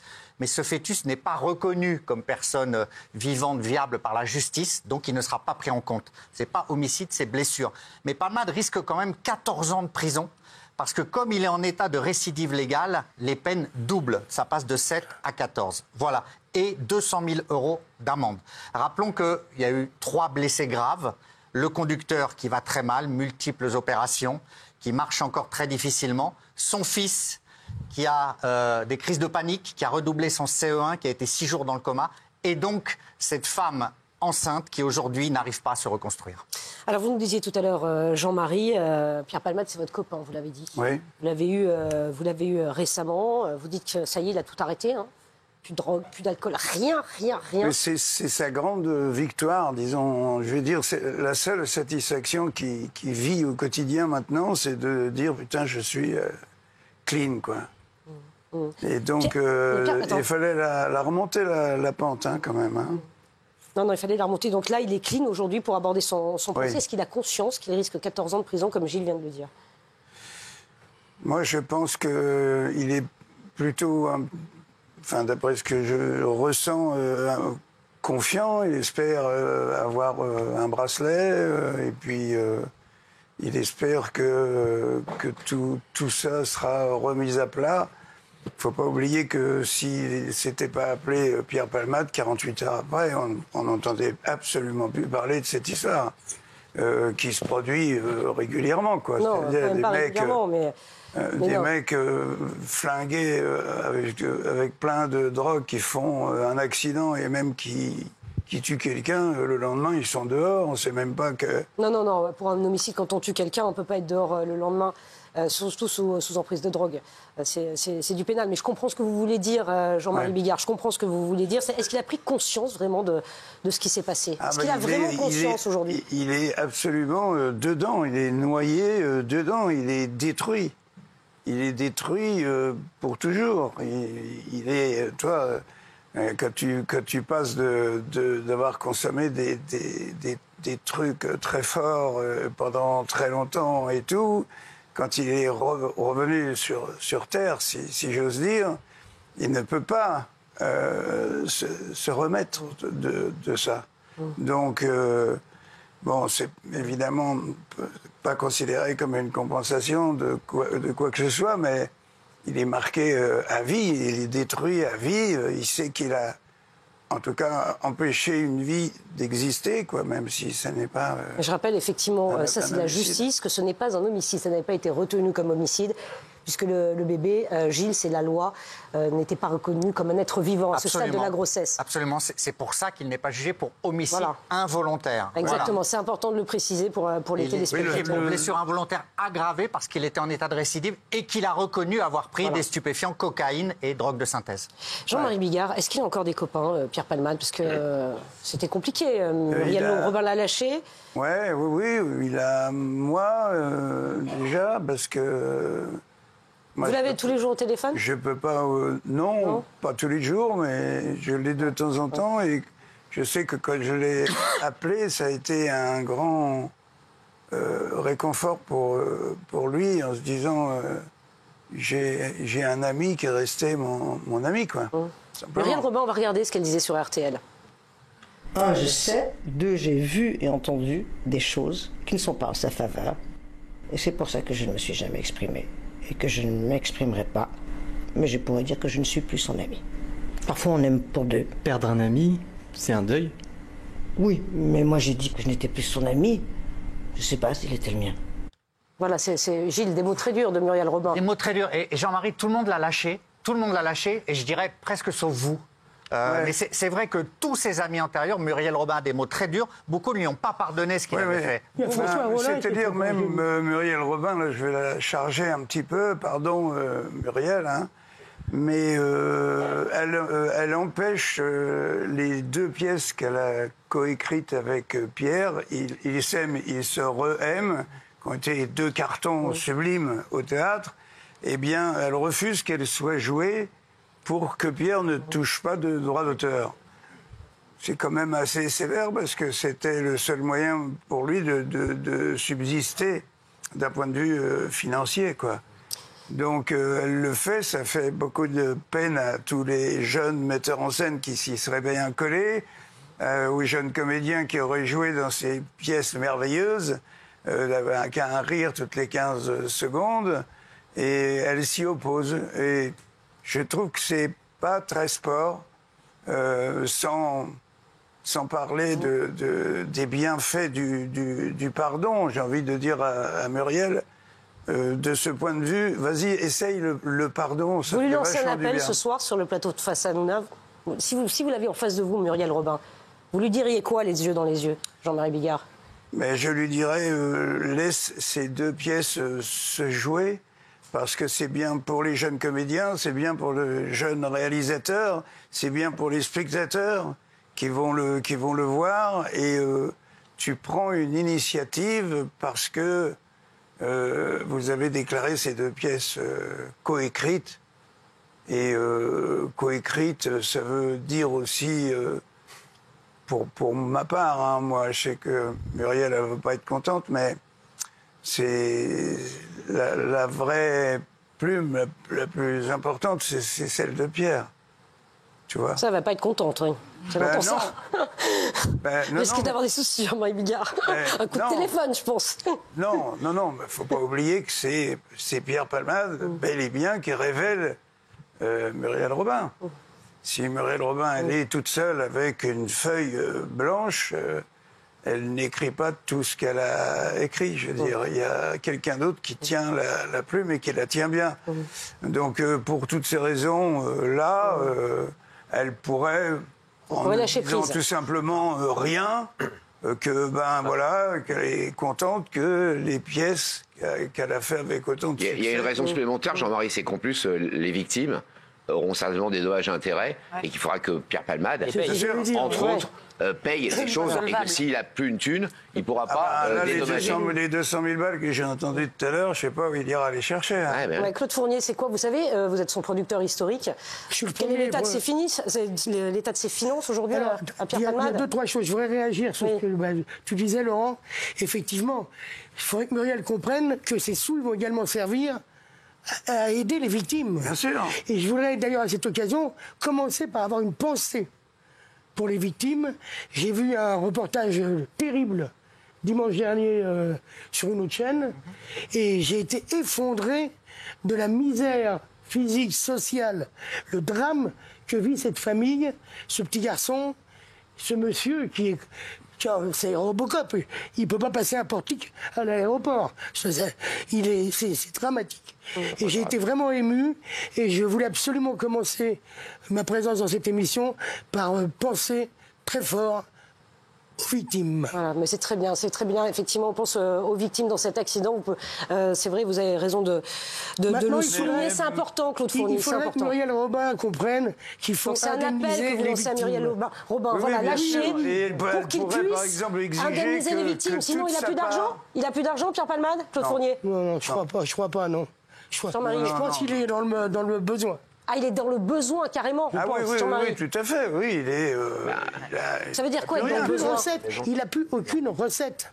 Il n'a plus aucune recette qui rentre aujourd'hui. Voilà, c'est-à-dire que même si, par exemple, si Muriel lui avait dit, écoute, je suis d'accord, mais tout ce qui te revient, tu le donnes à la famille, par exemple, qui a été meurtrie. Oui, ça serait bien.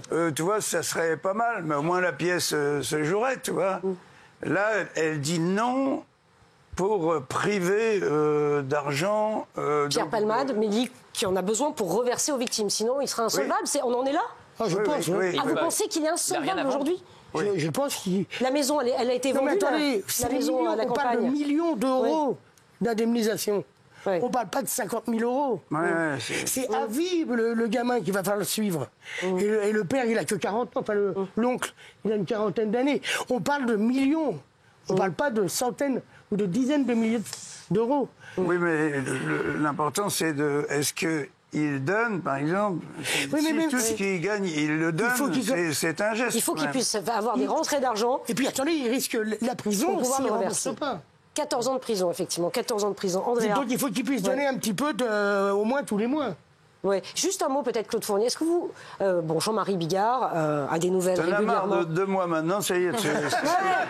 Mais je te prends comme support, puisque tu as régulièrement Pierre Palmade au téléphone, qui nous dit, comme témoin, Jean-Marie Bigard, qui dit, voilà, plus d'alcool, plus de drogue, rien. Il est sobre, entièrement sobre. Vous y croyez, vous qui l'avez pratiqué sur la longueur? Non, mais je parle à Claude Fournier, parce que je sais que... Tu crois, parce que tu m'as dit que c'était vrai. Non, mais en plus, Jean-Marie pourrait aussi bien répondre. Mais oui, c'est possible. J'en suis l'exemple vivant. Vous aussi, vous avez connu des extrémités et vous en êtes sorti. Pas les mêmes que Pierre, mais le produit principal, oui. Oui, parler des substances. Je peux vous dire qu'on peut arrêter. Oui, on peut arrêter. Moi, c'est un bon. Mais on prend du poids après. Ah oui, bon, bah écoutez, Andrea, merci d'être là, Andrea. Escort Girl, vous connaissez bien Pierre Palmade, vous étiez là le soir du drame. Vous vous souvenez de cette soirée? Oui, très bien. Vous étiez dans la maison, je crois? Oui, j'étais dans la maison. Ouais. Et ça a été une soirée épouvantable, même pour Pierre Palmade. Épouvantable dans le sens où la seule chose qui nous préoccupait, c'était d'avoir de la drogue. Et on ne s'amusait plus personnellement. Normalement, on voulait faire des jeux, on voulait... pas rigoler parce qu'il n'était pas du genre à utiliser son humour dans ce genre de soirée. Mais on s'amusait plus à la fin non plus du tout. Et vous croyez aujourd'hui au fait qu'il soit sobre, comme le dit Jean-Marie, c'est-à-dire plus de drogue, plus d'alcool? Si monsieur le dit, j'y crois, oui. Il va pouvoir tenir, c'est dur, non? C'est dur de s'en sortir, Andrea. C'est très dur de s'en sortir, oui. Parce que Pascal, je rappelle quand même qu'en fait, après l'incident, on avait quand même eu des photos et des vidéos où on avait aperçu Pierre Palmade en boîte de nuit et que ça avait beaucoup choqué l'opinion à raison. Ça, c'était à Bordeaux, mais c'était après. Voilà, c'était après. Donc, on peut quand même se demander si aujourd'hui il est réellement sobre, combien de temps ça a pris? Est-ce qu'il a tout de suite pris conscience des responsabilités qui étaient les tiennes de se soigner? Quand on l'arrête, il peut y avoir 1 ou 2 petits rebonds. Bah oui, bien sûr. C'est pas pour ça que c'est dramatique. Ce qu'il faut, c'est qu'il n'y ait pas 50 ou 1000 rebonds. Vous y croyez, Andrea, parce que c'est très dur de tenir. Il faut se faire accompagner, j'imagine, Claude Fournier, moi je n'ai pas vécu cette expérience, j'imagine qu'il faut se faire accompagner, être très bien entouré pour arrêter les substances. Andrea, vous avez réussi à arrêter ou pas? Pas totalement, non. Vous essayez? J'ai réussi à beaucoup espacer les prises. Et je le fais rarement de temps en temps, quoi. Mais c'est une horreur, on est d'accord. Ça vous met dans quel état? Une euphorie, Une confiance en soi exacerbée, une motivation exacerbée. Oui, une possibilité de boire une très grosse quantité d'alcool sans être bourré. Oui, c'est ça aussi. C'est terrible parce que la nuit, elle finit jamais, quoi. Tu continues, tu as l'after, et puis après, tu as le before, et puis après, tu as l'after. C'est de la destruction. Andrea, vous avez encore des nouvelles de Pierre Palmade? Est-ce que vous en avez eu depuis l'accident? Depuis l'accident, je n'ai aucune nouvelle de lui. Vous avez essayé d'en prendre? J'ai essayé, oui, tout à fait. Ouais. Mais il a changé de numéro, tout comme moi. Et je pense qu'il ne veut plus forcément avoir de contact avec moi. Il ne veut plus avoir de contact. Il vous manque ou pas? C'est une personnalité qui me manque, oui. Parce que vous voyez souvent, vous aviez souvent des soirées avec Pierre Palmade? Oui, plusieurs fois par mois. Plusieurs fois par mois, et ça durait combien de temps? Plusieurs jours. Plusieurs jours? Non, mais plusieurs fois par mois. Mais en année, vous l'avez vu pendant des années? Pendant 3-4 ans. D'accord. Et vous vous entendiez très bien. Aujourd'hui, il vous manque? Oui, il me manque un peu, oui. Un peu. Quel type de relation vous entreteniez, au-delà de la fête, évidemment? Une relation affective. Affective et sexuelle. D'accord. Vous confiez Oui, et de temps en temps, je le voyais sobre et il m'invitait à des soirées à lui. D'accord. D'accord. Quel type de soirée? Un anniversaire avec Christine Bravo ou... Ah oui. D'accord.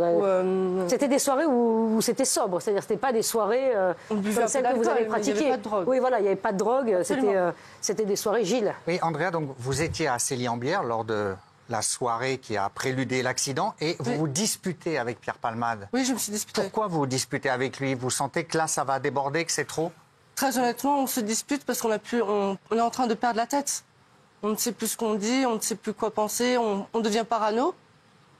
Et cette paranoïa déclenche des disputes très facilement. Andrea, oui, j'ai une question peut-être un peu personnelle, mais est-ce que, d'après vous, Pierre Palmade est coupable et responsable?